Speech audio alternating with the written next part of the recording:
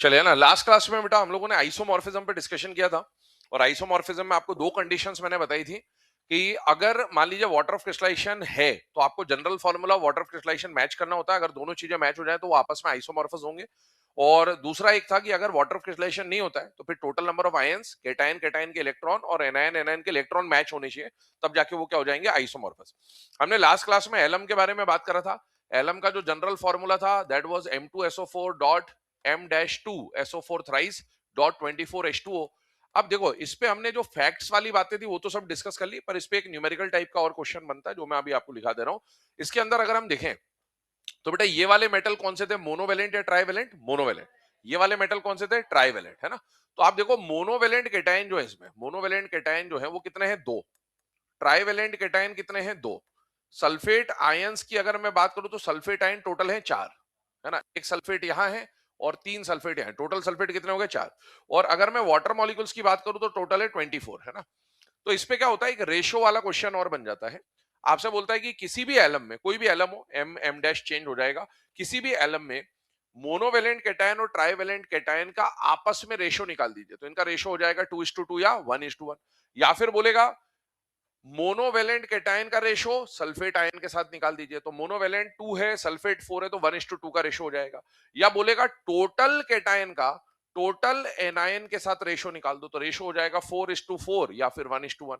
इस तरह के क्वेश्चन बनाए जाते हैं। तो आइए एक क्वेश्चन इस तरह का लिखा दे रहा हूं, आपको लिखेगा, in potash alum, in potash alum, in potash alum determine, determine the ratio, in potash alum determine the ratio, in potash alum determine the of ratio of total cations, total cations with total anions, total cations with total anions, total cations with total anions। ठीक है, option लिखेंगे। पहला option 1:1, पहला option 1:1। दूसरा option 2:1। तीसरा option 1:2। चौथा option 1:12।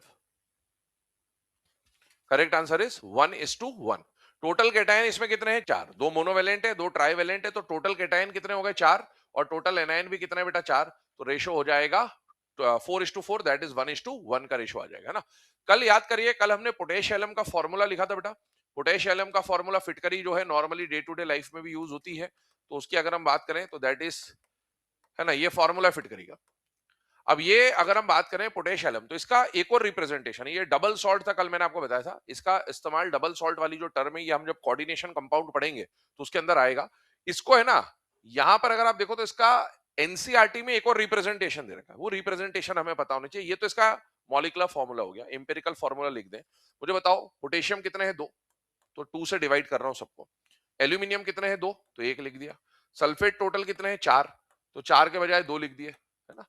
और water 24 है, तो इसके बदले 2 से डिवाइड करके 12 लिख दिया। तो बेटा इसको इस तरह से भी रिप्रेजेंट किया जा सकता है। This is the molecular formula, this is the empirical formula. तो इस तरह का फार्मूला आ जाए तो भी आपको समझ में आना चाहिए कि ये भी पोटेश एलम है और ये भी पोटेश एलम है। एक पोटेश एलम का मॉलिक्यूलर रिप्रेजेंटेशन है और एक पोटेश एलम का एम्पिरिकल फार्मूला रिप्रेजेंटेशन है। ये एनसीईआरटी में लिखा हुआ है, इसलिए जानकारी होनी चाहिए, तो ये लिख लीजिए आप, है ना। वहां जब पोटेश एलम कल हमने लिखा था उसमें आप इसको लिख लीजिए कि भाई पोटेश एलम को ऐसे भी रिप्रेजेंट कर देता है। तो उसको देख के क्या है, फिर मतलब समझ में नहीं आता क्या फॉर्मूला है, तो बेसिकली एक उसका सिंपलेस्ट रेशियो है।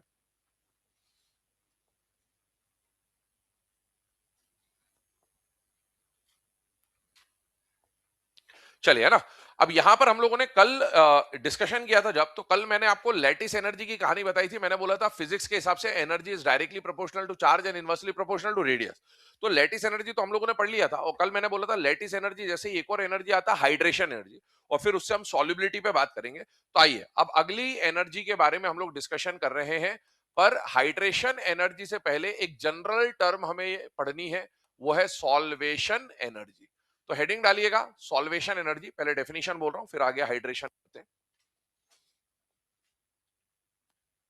सॉल्वेशन एनर्जी, सॉल्वेशन एनर्जी की कहानी क्या है, आपने सॉल्यूशन चैप्टर पढ़ा है। जब हम सॉल्यूट को सॉल्वेंट में मिलाते हैं तो सॉल्यूट को सॉल्वेंट में मिलाने पर या तो वो सॉल्युबल हो जाएगा या वो इनसॉल्युबल होगा। दो तरह की चीजें देखी जाती है। वो सब क्या होता है, कैसे होता है, वो फैक्ट हम यहां पर पढ़ेंगे। सॉल्वेशन एनर्जी, पहले डेफिनेशन बोल रहा हूं, लिखिए, फिर समझाता हूं पूरी कहानी। It is defined as it is defined as the amount of energy released. It is defined as the amount of energy released when any solute when any solute is dissolved in when any solute is dissolved in any solvent, when any solute is dissolved in any solvent, bracket में लिखिएगा आगे, energy is released due to energy is released due to energy is released due to interaction between energy is released due to interaction between solute and solvent particles. Energy is released due to interaction between solute and solvent particles. ठीक है, ये जो अभी हमने term लिखा, इसका meaning क्या है वो मैं समझाता हूं आपको, पहले वो समझिएगा ना बेटा। मान लीजिए हमारे पास एक सॉल्यूट है, ये डायग्राम बनाने की जरूरत नहीं है अभी, आपको आगे जाके बनाएंगे हम लोग किसी और हेडिंग के अंडर में, समझिएगा। मान लीजिए आपके पास एक सॉल्यूट है। सॉल्यूट जो है वो सॉल्यूट किसी भी टाइप का हो सकता है। और मान लीजिए आपके पास एक सॉल्वेंट है, और सॉल्वेंट भी कुछ भी हो सकता है, बहुत सारे तरीके के सॉल्वेंट होते हैं, ठीक। अब आपको जब डिसॉल्व करना होता है किसी भी चीज को, तो सॉल्यूट को उठा के आप किस में डालते हो, सॉल्वेंट में। जब सॉल्यूट को आप सॉल्वेंट में डालोगे तो इसके और इसके पार्टिकल के बीच में कोई ना कोई अट्रैक्शन होगा ही होगा, है ना, इंटरेक्शन होगा, अट्रैक्शन होगा। वो अट्रैक्शन कौन से होंगे, हमने 5 तरह के वीक फोर्स पढ़े थे, ion dipole, ion induced dipole, dipole dipole, dipole induced dipole, instantaneous dipole, induced dipole. उनमें से कुछ ना कुछ होगा। कैसे होगा उनमें से कुछ ना कुछ, कहानी को देखिए। आपका मान लीजिए जो सॉल्यूट है, ठीक है, और आपका मान लीजिए जो सॉल्वेंट है, कहानी समझा रहा हूं, ये लिखना नहीं है अभी आपको, ये सब मैं लिखाऊंगा आगे हेडिंग में। आपके पास दो तरह के सॉल्यूट होंगे ना, इस चैप्टर में आप दो तरह के कंपाउंड पढ़ रहे हो। या तो आपका कंपाउंड आयनिक सॉल्यूट होगा, जैसे NaCl को मैंने पानी में डाल दिया, और या फिर मान लो आपका जो कंपाउंड है वो कोवेलेंट है, और कोवेलेंट कंपाउंड को मैंने पानी में डाल दिया, HCl को पानी में डाल दिया, CCl4 को पानी में डाल दिया, बेंजीन को पानी में, ऐसा कुछ कहानी होगा, है ना। तो आपके पास दो तरह के सॉल्यूट मिलेंगे, या तो सॉल्यूट कैसा होगा, आयनिक, या सॉल्यूट कैसा होगा, कोवेलेंट। अब आयनिक वाले पे मुझे बताइए, चार्ज हमेशा होता है या नहीं होता है, होता है। दो टर्म आती है, आप पढ़ते हो सॉल्यूशन चैप्टर में, लाइक डिसॉल्व्स लाइक, है ना। तो जैसा सॉल्यूट है वैसा ही सॉल्वेंट है ना, जैसा देश वैसा भेष, वैसी वाली कहानी है। तो अगर आप सॉल्यूट आयनिक और सॉल्यूट कोवेलेंट है, और लाइक डिसॉल्व लाइक की जब हम बात करते हैं, तो उसमें पोलर और नॉन पोलर देखना होता है कि पोलैरिटी है या नहीं है। मुझे बताओ, आयनिक कंपाउंड जो है उस पर चार्ज होता है या नहीं होता, होता है। होता है, तो ये पोलर है या नॉन पोलर है, पोलर, ठीक। दूसरी बात, कोवेलेंट की बात करूं, तो कोवेलेंट में चार्ज आ भी सकता है और नहीं भी आ सकता, वो डिपेंड करता है कि उसका dipole moment not equal to zero है या डाइपोल मोमेंट जीरो है। तो हमने डाइपोल मोमेंट में पढ़ा था कि अगर dipole moment not equal to zero आता है तो वो क्या कहलाता है, पोलर। और dipole moment not equal to zero होता है तो वो क्या कहलाता है, मतलब इक्वल टू जीरो होता है तो वो क्या कहलाता है, नॉन पोलर, ठीक है। तो आपके पास सॉल्यूट या तो आयनिक होगा या कोवेलेंट होगा। कोवेलेंट में भी दो तरह के सॉल्यूट होंगे, पोलर कोवेलेंट और नॉन पोलर कोवेलेंट, ठीक। अब सॉल्वेंट में अगर मैं बात करूं, तो सॉल्वेंट भी आपके पास दो तरह के आएंगे, या तो आपका सॉल्वेंट पोलर होगा या आपका सॉल्वेंट नॉन पोलर होगा। जैसे आप ऑर्गेनिक केमिस्ट्री पढ़ते हैं तो पोलर प्रोटिक, पोलर ए प्रोटिक, नॉन पोलर वगैरह वगैरह, ये सब टर्म आती है आपके सामने ना। अब ध्यान सुनना, सॉल्यूट को जब आप उठा के सॉल्वेंट में डालोगे तो क्या कहानी बन रही है। हो सकता है आपका सॉल्यूट ये हो और सॉल्वेंट ये हो सकता है सॉल्यूट ये हो, सॉल्वेंट ये हो, कॉम्बिनेशन बनाइए। इसको इसमें भी डाल सकते हैं, इसको इसमें भी डाल सकते हैं, इसको इसमें भी डाल सकते हैं, इसको इसमें भी डाल सकते हैं, इसको इसमें भी डाल सकते हैं और इसको इसमें भी डाल सकते हैं। ऐसी कहानी कुछ ना कुछ आएगी। अब मुझे बताओ, जब मैं सॉल्यूट को सॉल्वेंट में डालूंगा, मान लो मेरा सॉल्यूट आयनिक है और इसको उठा के मैंने पोलर वाले में डाल दिया, तो याद करो वीक फोर जो हमने पढ़े थे, आयनिक जो है, क्या उसके अंदर खुद के अंदर आयन होगा या नहीं होगा, बेटा होगा। पहले इसको हटा देता हूं, आयन होगा या नहीं होगा, होगा। आयन को उठा के आपने किस में डाला, पोलर में। तो बेटा आयन और पोलर के बीच में जो इंटरेक्शन होता था वो होता था आयन डाइपोल। और अगर आपने इसको उठा के इसमें डाला तो इंटरेक्शन कौन होगा, ion induced dipole. Non polar के पास इंड्यूस्ड डाइपोल आएगा। अच्छा, अगर मैंने इसको उठाकर इसमें डाला तो ये हो जाएगा पोलर पोलर, मतलब डाइपोल डाइपोल। और इसको उठा के इसमें डाला तो हो जाएगा डाइपोल इंड्यूस्ड डाइपोल। अच्छा, इसको उठा के इसमें डाला तो ये हो जाएगा डाइपोल इंड्यूस्ड डाइपोल। और इसको उठा के इसमें डाला तो इंस्टेंटेनियस डाइपोल इंड्यूस। मतलब जब भी आप सॉल्यूट को सॉल्वेंट में डालोगे तो उसके बीच में ion dipole, ion induce dipole, dipole dipole, dipole induce dipole, instantaneous dipole, induce dipole, दुनिया के जितने वीक फोर्स है उनमें से कोई ना कोई फोर्स जरूर काम करेगा। तो बेटा सॉल्यूट और सॉल्वेंट पार्टिकल को जब आप सॉल्यूट को सॉल्वेंट में डालते हो तो इन दोनों के पार्टिकल में कहीं ना कहीं एक इंटरेक्शन, एक अट्रैक्शन डेवलप होना तय है। और जब जब अट्रैक्शन होगा तब तब एनर्जी रिलीज होगी। और सॉल्यूट और सॉल्वेंट के इंटरेक्शन से जो एनर्जी रिलीज होती है उस एनर्जी को नाम दिया जाता है सॉल्वेशन एनर्जी। यही बात हमने लिखी है। तो सॉल्वेशन एनर्जी और कुछ नहीं, जब आप सॉल्यूट को सॉल्वेंट में डालोगे तो उनके इंटरेक्शन से एक एनर्जी रिलीज होगी और उस रिलीज एनर्जी को क्या बोला जाएगा? Solvation energy. ये एक ब्रॉड क्लास है, मेन क्लास है। लेकिन अब ध्यान से सुनिए, सॉल्वेंट तो दुनिया में तमाम है। ये जो नॉन पोलर वगैरह वगैरह नहीं, ये मेनली आपको ऑर्गेनिक केमिस्ट्री में काम आते हैं, बेंजीन, कार्बन टेट्राक्लोराइड वगैरह। आपने सुना होगा हम लोग जो यूनिवर्सल सॉल्वेंट बोलते हैं वो किसको बोलते हैं? वाटर को। तो water is known as universal solvent, है ना? ये अभी मैं लिखवाऊंगा सारी चीजें, सुनते चलिए। अभी वाटर यूनिवर्सल सॉल्वेंट होता है। मुझे बताइए वाटर पोलर है या नॉन पोलर है? पोलर। तो अब हमें इनऑर्गेनिक केमिस्ट्री में जो सॉल्युबिलिटी पढ़नी है वो मेनली हमारा सॉल्वेंट फिक्स हो जाएगा। कौन हो जाएगा? वाटर। हम इस पे बात नहीं करेंगे, हम इस पे बात करेंगे। तो मुझे बताइए, अगर मैं किसी सॉल्यूट को दुनिया के किसी भी सॉल्वेंट में डालता तो उसके बीच में कोई अट्रैक्शन होता और एक एनर्जी रिलीज होती, इसको क्या मैं बोलता? सॉल्वेशन। लेकिन अब मैंने दुनिया का कोई भी सॉल्वेंट लिया या वाटर ले लिया, वाटर मैंने फिक्स कर दिया कि सॉल्यूट कोई भी हो, लेकिन सॉल्वेंट अभी मैं क्या ले रहा हूं? वाटर। तो जब सॉल्यूट को सॉल्वेंट में डालोगे तो उनके बीच में अट्रैक्शन होगा, कुछ ना कुछ अट्रैक्शन होगा, उससे कुछ एनर्जी रिलीज होगी। जनरली उस एनर्जी को क्या बोलते हैं? सॉल्वेशन। लेकिन अगर आपका सॉल्वेंट पर्टिकुलरली वाटर है तो उस सॉल्वेशन एनर्जी को भी एक डेफिनेट टर्म दे दी गई है और वो टर्म है hydration energy. Hydration energy solvation energy ही है एक तरह का। बस इसमें एक कहानी इतनी है कि आपका सॉल्वेंट फिक्स हो जाता है कि सॉल्वेंट कौन होने वाला है? वाटर। कोई और सॉल्वेंट होगा तो सॉल्वेशन एनर्जी, वाटर अगर सॉल्वेंट है तो हाइड्रेशन एनर्जी। तो हमने सॉल्वेशन एनर्जी के बारे में बात करी। सॉल्वेशन एनर्जी के बाद नेक्स्ट हेडिंग डालिएगा हाइड्रेशन एनर्जी, जो मेनली हमें पढ़ना है। हेडिंग डालिए हाइड्रेशन एनर्जी। हाइड्रेशन एनर्जी लिखिएगा। हाइड्रेशन एनर्जी की डेफिनेशन बोल रहा हूं। It is defined as the amount of energy it is defined as the amount of energy released it is defined as the amount of energy released when it is defined as the amount of energy released when an ionic solute when an ionic solute is when an ionic solute is dissolved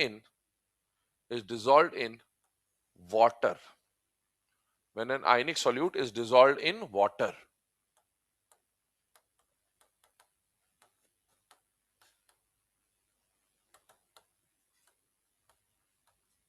ठीक है, definition आपको लिखा दी गई है। Definition के बाद ये जो फैक्टर्स लिखे हैं मैंने, ये आप नोट करते जाइए, फिर डिस्कस करते हैं। फैक्टर ये तो वही है जो कल हमने लैटिस में भी पढ़े थे, तो आप लिख लो, फिर समझाता हूं एक साथ।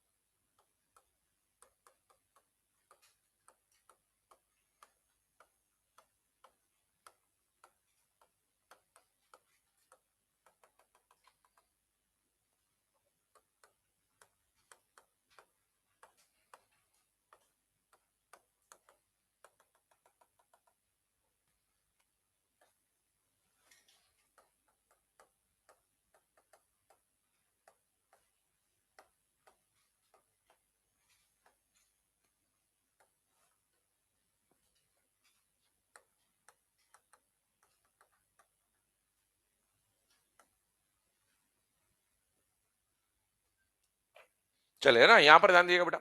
अभी जो पॉइंट्स अभी आपके सामने लिखे हैं, आइए इसको वन बाय वन डिस्कस करते हैं कि है क्या।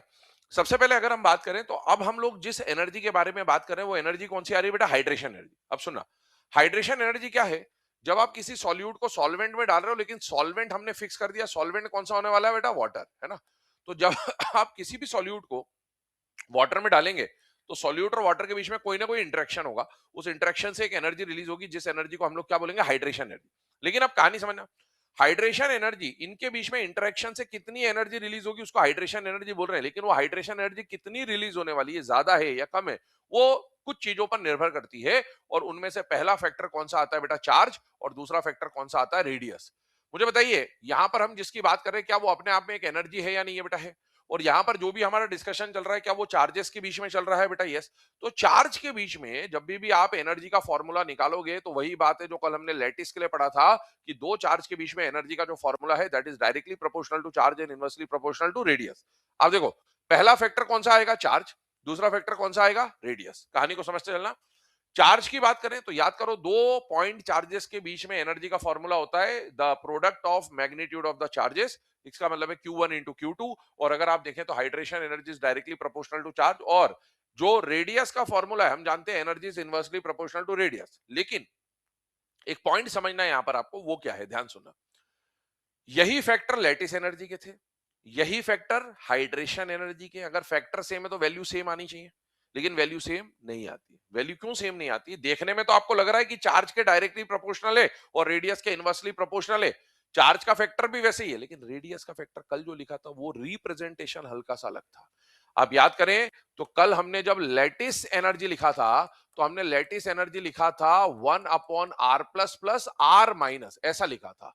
और आज जब हम हाइड्रेशन एनर्जी लिख रहे हैं, तो हम इंडिविजुअल रेसिप्रोकल ले रहे हैं बेटा, हम कंबाइंड रेसिप्रोकल नहीं ले रहे हैं। यहां पर हमने कंबाइंड रेसिप्रोकल लिया था, यहां पर रेसिप्रोकल अलग है। देखने में energy inversely proportional to radius, energy inversely proportional to radius ही दिख रहा है आपको, लेकिन दोनों का जो वैल्यू आएगा वो सेम नहीं आएगा, वो वैल्यू क्या आएगा? अलग अलग। तो होगा क्या? इसका मीनिंग क्या है? मीनिंग समझना, क्योंकि ये सॉल्युबिलिटी में काम आएगी बात, क्योंकि आपको सारी चीजें जुगाड़ से सॉल्व करनी है। कहानी समझना। मान लो मैंने आपको बोला एक कंपाउंड ए बी है और एक कंपाउंड सी डी है, और मैं आपको बोलूं कि इनके लिए आपको लैटिस एनर्जी का ऑर्डर बनाना है, ठीक है?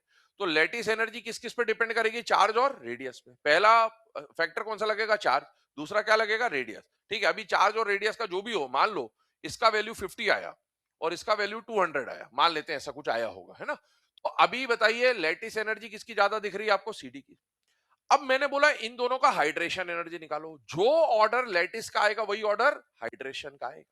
क्यों? क्योंकि दोनों ही एनर्जी है, दोनों के फैक्टर वही है, चार्ज के डायरेक्टली प्रोपोर्शनल, रेडियस के इनवर्सली प्रोपोर्शनल। लेकिन वैल्यू अलग अलग आएंगे।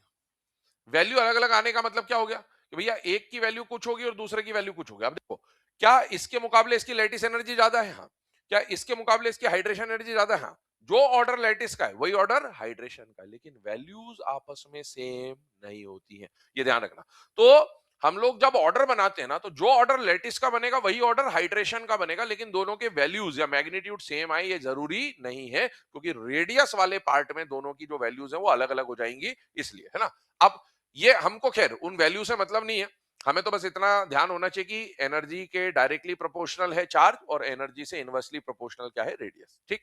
अब इसमें एक नया फैक्टर आ रहा है, और वो नया फैक्टर कौन सा आ रहा है बेटा? डाइलेक्ट्रिक। फिजिक्स आपने पढ़ी होती है, फिजिक्स में आप इलेक्ट्रोस्टैटिक पढ़ते हो, इलेक्ट्रोस्टैटिक में dielectric constant epsilon zero epsilon R का मेंशन आता है। बेटा डाइलेक्ट्रिक कांस्टेंट जो है ना, ये क्या है? तो पहले इसकी डेफिनेशन एक बार बोल दे रहा हूं, लिख लीजिएगा। The capacity of a solvent, the capacity of a solvent to weaken down मतलब वीक करना, है ना? to weaken down, ब्रैकेट में लिखना neutralize, the capacity of a solvent to weaken down, bracket में neutralize, bracket close, the attraction between, weaken down, the attraction between cation and anion, attraction between cation and anion in any solute, in any solute। ठीक है, ध्यान सुनना, meaning क्या है? अगर हम बात करें डाइलेक्ट्रिक की, तो डाइलेक्ट्रिक का मतलब क्या है? डाइलेक्ट्रिक बेटा एक ऐसा पावर है, देखो आपके पास अलग अलग मीडियम होते हैं, आप जब फिजिक्स में पढ़ते हैं तो मीडियम्स के हिसाब से बात होती है। अलग अलग मीडियम मतलब अलग अलग सॉल्वेंट। आप जब सॉल्यूट को सॉल्वेंट में डालोगे, तो मैंने बोला सॉल्वेंट तो आपके पास तमाम तरह के हैं, हर सॉल्वेंट का अलग अलग पावर होगा। जब आप सॉल्यूट को सॉल्वेंट में डालोगे तो कोई सॉल्वेंट में जाके वो सॉल्यूट क्या हो जाएगा, घुल जाएगा, सॉल्युबल हो जाएगा, और किसी सॉल्वेंट में जाके वो क्या रहेगा, इनसॉल्युबल। सॉल्युबल कब होगा, जब कंपाउंड का जो लैटिस है वो टूट जाएगा। कहानी क्या है, ध्यान से देखिए। मान लीजिए आपके पास एक आयनिक कंपाउंड है एम एक्स टाइप का, ये एम एक्स टाइप का आपस में अट्रैक्शन है ना। तो ये सॉल्यूट है आपका, आयनिक सॉल्यूट है, मान लो NaCl टाइप का सॉल्यूट, और इस सॉल्यूट को उठा के आपने किस में डाल दिया, पानी में। पानी में डाला तो क्या होगा, पानी के मॉलिक्यूल क्या करेंगे, इसको घेरेंगे, है ना। पानी के मॉलिक्यूल क्या करेंगे, इसको घेरेंगे। कैसे घेरेंगे, मुझे बताओ, ये अपने आप में आयन है या नहीं है। और पानी जो है, पानी क्या है बेटा, पोलर मॉलिक्यूल है। वाटर का शेप कैसा होता है, वी शेप, बेंड शेप। अब जब आप किसी सॉल्यूट को किसी सॉल्वेंट में डालोगे, सॉल्यूट जनरली कौन होता है, जिसकी क्वांटिटी कम होती है। सॉल्वेंट जनरली कौन होता है, जिसकी क्वांटिटी ज्यादा होती है। तो इसकी क्वांटिटी कम है और इसकी क्वांटिटी ज्यादा है। अभी कम क्वांटिटी को आपने इसमें मिला दिया, तो ये जो ज्यादा वाले ये उसको क्या कर लेंगे, घेर लेंगे। क्यों घेर लेंगे, क्योंकि इसके अंदर है चार्ज और इसके अंदर भी क्या है, चार्ज। हाँ, ये आयन है और ये डाइपोल है, ये पोलर मॉलिक्यूल है। अब होगा क्या, कई सारे वाटर मॉलिक्यूल इसकी तरफ अट्रैक्ट होंगे, क्योंकि प्लस की तरफ कौन अट्रैक्ट होगा, माइनस, और माइनस की तरफ कौन अट्रैक्ट होगा, प्लस। तो होगा क्या, कहानी सुनते चलिएगा, अभी कुछ लिखना नहीं आपको, ये सब फेयर फॉर्म में लिखेंगे आप ना। ये जो ये ऐसे तितली बना दी मैंने, ये ऑक्सीजन है, क्लोज्ड वाला एंड, और ये वाला एंड कौन सा है, हाइड्रोजन।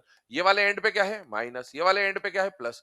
अब जब पानी इसकी तरफ अट्रैक्ट होगा, आयन डाइपोल अट्रैक्शन से वाटर इसकी तरफ अट्रैक्ट होगा, तो बेटा प्लस की तरफ कौन सा एंड जाएगा, प्लस वाला या माइनस वाला, माइनस। माइनस वाला मतलब ओपन वाला एंड जाएगा या क्लोज वाला, क्लोज।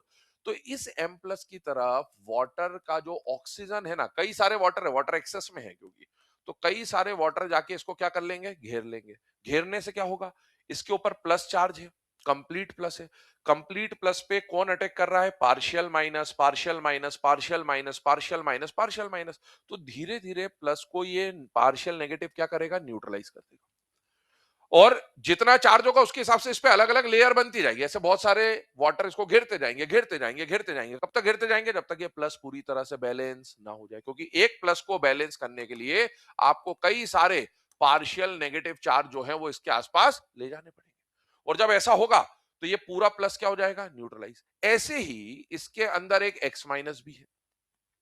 उस एक्स माइनस को भी जब पानी में गया तो वो भी आयन है, और आयन की तरफ वाटर एक्सेस में, तो वाटर उसकी तरफ भी अट्रैक्ट हो जाएगा। वाटर जब अट्रैक्ट होगा तो बताओ माइनस की तरफ वाटर कौन से एंड से जाएगा, माइनस वाले एंड से जाएगा या प्लस वाले एंड से जाएगा, प्लस वाले। तो प्लस वाला एंड कौन सा है, क्लोज्ड वाला एंड है या ओपन वाला है, ओपन वाला। तो इसका डायग्राम तो ऐसा बना, क्लोज्ड वाला, इसकी तरफ डायग्राम ऐसा बनेगा, इसकी तरफ हाइड्रोजन अट्रैक्ट होगा, हाइड्रोजन अट्रैक्ट होगा, हाइड्रोजन अट्रैक्ट होगा, हाइड्रोजन अट्रैक्ट होगा, हाइड्रोजन। और इस माइनस को बैलेंस करने के लिए कई सारे पार्शियल पॉजिटिव आपको लग रहे होंगे। एक समय ऐसा आएगा कि ये माइनस को प्लस बैलेंस कर देगा, प्लस को माइनस बैलेंस कर देगा। पहले इस प्लस और माइनस में आपस में अट्रैक्शन था, पहले इस प्लस और माइनस में आपस में अट्रैक्शन था, लेकिन इस प्लस को वाटर ने यहां न्यूट्रलाइज कर दिया, इस माइनस को वाटर ने यहां न्यूट्रलाइज कर दिया, तो बेटा इसका प्लस बैलेंस हो गया, माइनस बैलेंस हो गया, ये ऑटोमेटिकली बॉन्ड टूट जाएगा। और जब ये बॉन्ड टूट जाएगा तो मुझे बताओ, ये पानी में जाके अगर बॉन्ड टूट गया तो इसी को हम बोलेंगे कि पानी में जाके क्या हो गया, सॉल्यूबल। अगर ये अट्रैक्शन टूट गया तो सॉल्यूबल, और अगर ये अट्रैक्शन नहीं टूट पाया तो इनसॉल्यूबल। अब बताओ, जब आप किसी सॉल्यूट को सॉल्वेंट में डालोगे तो सॉल्वेंट क्या करेगा, उसको घेरेगा, घेर के उसके चार्ज को क्या करेगा, न्यूट्रलाइज करेगा, या उनके केटायन और एनायन के अट्रैक्शन को क्या करेगा, वीक करेगा। किसी भी सॉल्वेंट का वो पावर कि वो इनके अट्रैक्शन को कितनी आसानी से न्यूट्रलाइज कर दे या कितनी आसानी से तोड़ दे, उसी पावर को बोला जाता है डाइलेक्ट्रिक। अगर किसी लिक्विड का या मीडियम का डाइलेक्ट्रिक ज्यादा है तो वो इनके अट्रैक्शन को बहुत आसानी से तोड़ सकता है, और अगर उसका डाइलेक्ट्रिक कम है मतलब वो इनके अट्रैक्शन को आसानी से तोड़ नहीं पाएगा। इसी को क्या बोला जाता है, डाइलेक्ट्रिक। देखिएगा, अगर मैं बात करूं तो डाइलेक्ट्रिक क्या बता रहा है कि जब आपने सॉल्यूट को सॉल्वेंट में डाला तो सॉल्वेंट के पास कितना पावर है कि वो इस सॉल्यूट के अट्रैक्शन को आसानी से तोड़ दे। अगर किसी का डाइलेक्ट्रिक ज्यादा है, इसका मतलब है उसका उस अट्रैक्शन को तोड़ने का पावर ज्यादा है, मतलब इसमें जाके आसानी से घुल जाना चाहिए क्योंकि तोड़ देगा।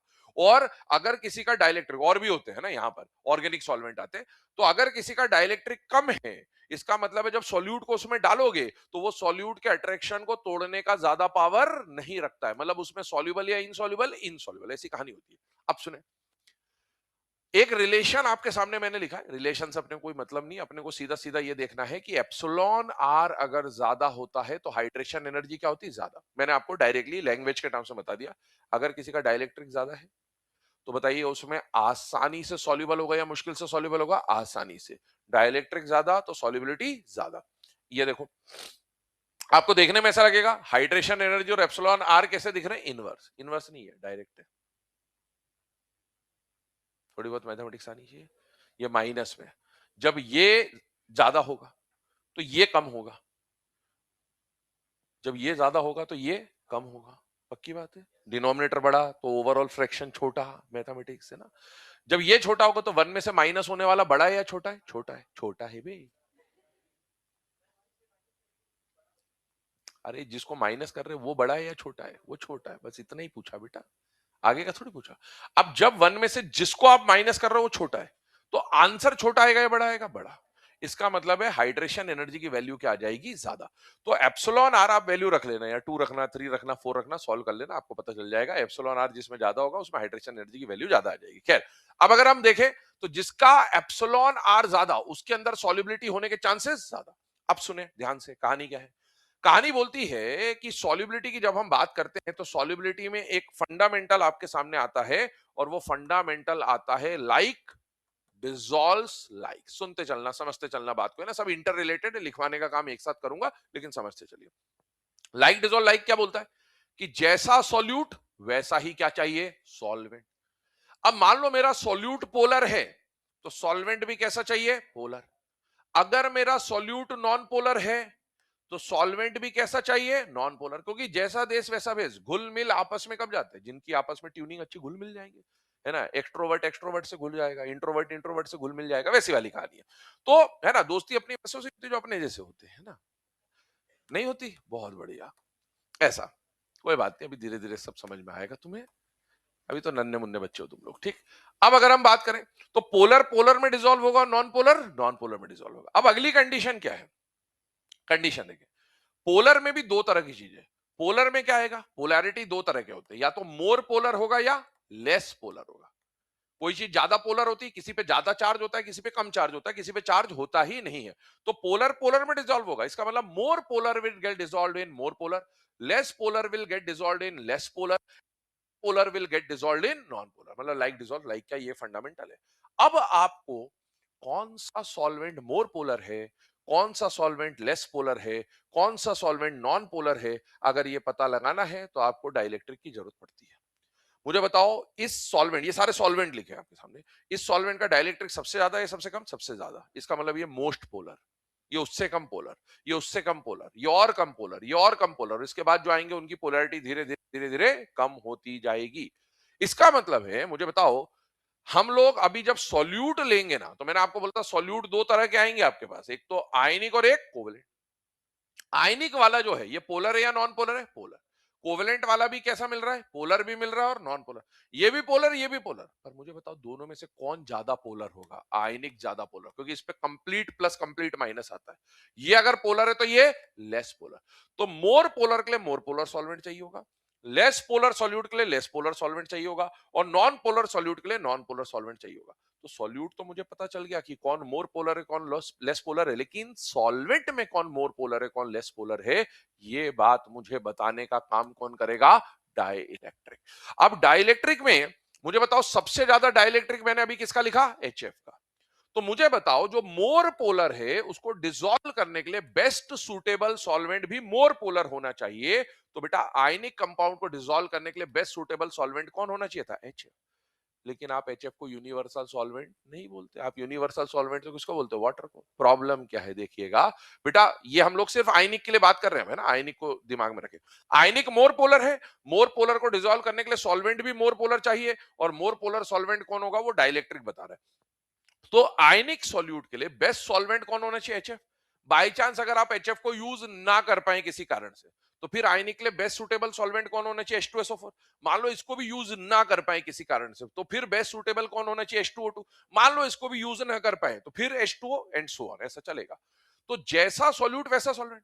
तो कायदे से तो सबसे पहले HF में डिसॉल्व करना चाहिए था, फिर H2SO4 में, फिर H2O2 में, लेकिन आप इन तीनों में से किसी को भी यूनिवर्सल सॉल्वेंट नहीं बोलते हो। आप तो यूनिवर्सल सॉल्वेंट किसको बोलते हो? वाटर को। वो क्यों है? क्योंकि इन तीनों का नेचर है एसिडिक। सॉल्वेंट बेटा ऐसा होना चाहिए जिसमें जब आप सॉल्यूट डालो तो वो सॉल्यूट की प्रॉपर्टी को चेंज ना करे, है ना। सॉल्यूशन बनाने का मतलब ही क्या है? हमने पानी में रसना मिलाया, रसना जानते हैं ना? हाँ, बहुत बढ़िया, है ना।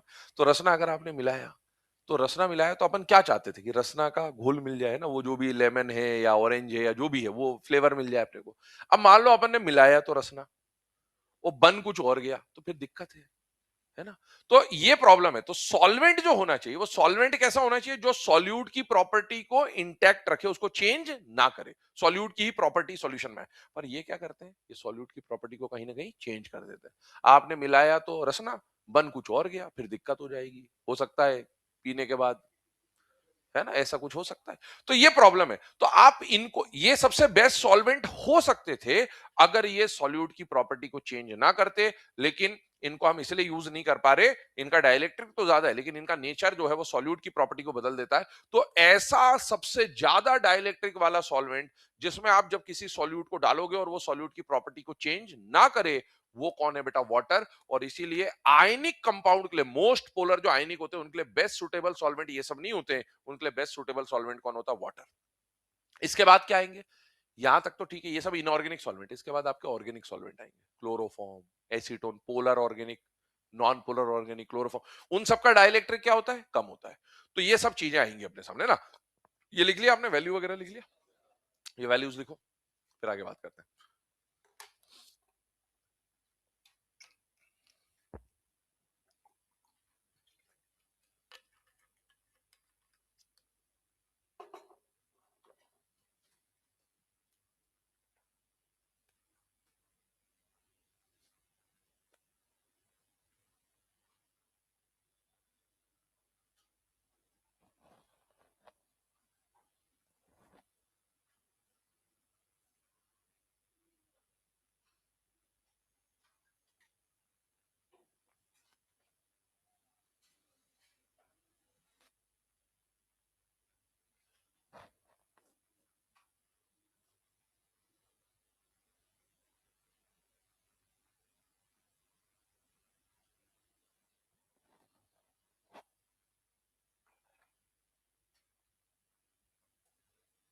चले, है ना। अब ये जो डाइलेक्ट्रिक वाली बात हम लोगों ने करी, अब देखो अल्टीमेटली ये डाइलेक्ट्रिक सिर्फ पढ़ना था अपने को, उसका कोई ज्यादा यूज नहीं है। हम लोगों को जब भी लैटिस का क्वेश्चन करना होगा, हाइड्रेशन का क्वेश्चन करना होगा, एनर्जी के दो फैक्टर कल मैंने बता दिए थे फिजिक्स के हिसाब से, चार्ज और रेडियस। क्या लैटिस एनर्जी और हाइड्रेशन एनर्जी का ऑर्डर हमेशा सेम आएगा बेटा? यस, क्योंकि लैटिस एनर्जी भी चार्ज और रेडियस पे डिपेंड करता है, हाइड्रेशन एनर्जी भी चार्ज और रेडियस पे डिपेंड करता है, लेकिन दोनों की वैल्यू हमेशा सेम आएंगी, अलग अलग आएंगी? अलग अलग आएंगी, क्योंकि दोनों के फैक्टर्स में हल्का सा रिप्रेजेंटेशन में चेंज है। अब ये सब पढ़ने के बाद अभी जो हमने पढ़ा है उसको धीरे धीरे आगे बढ़ाते हैं। तो अब एक कंडीशन को हम लोग समझ रहे हैं, और वो कंडीशन है मैकेनिज्म ऑफ सॉल्वेंसी। ठीक है, मतलब कैसे कोई भी सॉल्यूट जाके सॉल्वेंट में डिसॉल्व होता है, उसका पूरा एक मैकेनिज्म हम लोग यहां पर देख रहे हैं, कहानी देख रहे हैं, समझिएगा। बेटा एक बात समझो, आपके पास कोई सॉल्यूट है, ठीक है। अब सॉल्यूट होने को तो आपके पास बहुत सारे हो सकते हैं, लेकिन हम आयनिक कंपाउंड्स के बारे में बात कर रहे हैं। और आयनिक कंपाउंड्स के बारे में बात कर रहे हैं तो आयनिक कंपाउंड में हमारे पास कंडीशन क्या है कि हमारा जो सॉल्यूट है वो मेनली कैसा होना चाहिए? आयनिक। और आयनिक सॉल्यूट को मैं कुछ इस तरह से रिप्रेजेंट कर दे रहा हूं, ए प्लस बी माइनस। ठीक, अब सुनिएगा, ये जो ए प्लस बी माइनस है, ये सॉल्युबल कब होगा? जब हम इसको किसी सॉल्वेंट में डालेंगे और सॉल्वेंट इन दोनों के बीच के अट्रैक्शन को क्या कर दे? तोड़ दे। आयनिक कंपाउंड जो होते हैं वो किस फॉर्म में एग्जिस्ट करते हैं बेटा? क्रिस्टल लैटिस के फॉर्म में एग्जिस्ट करते हैं। एक्चुअल में याद करो, पिछली क्लास में हमने एक एनर्जी का नाम पढ़ा था, वो नाम था लैटिस एनर्जी। लैटिस एनर्जी क्या थी?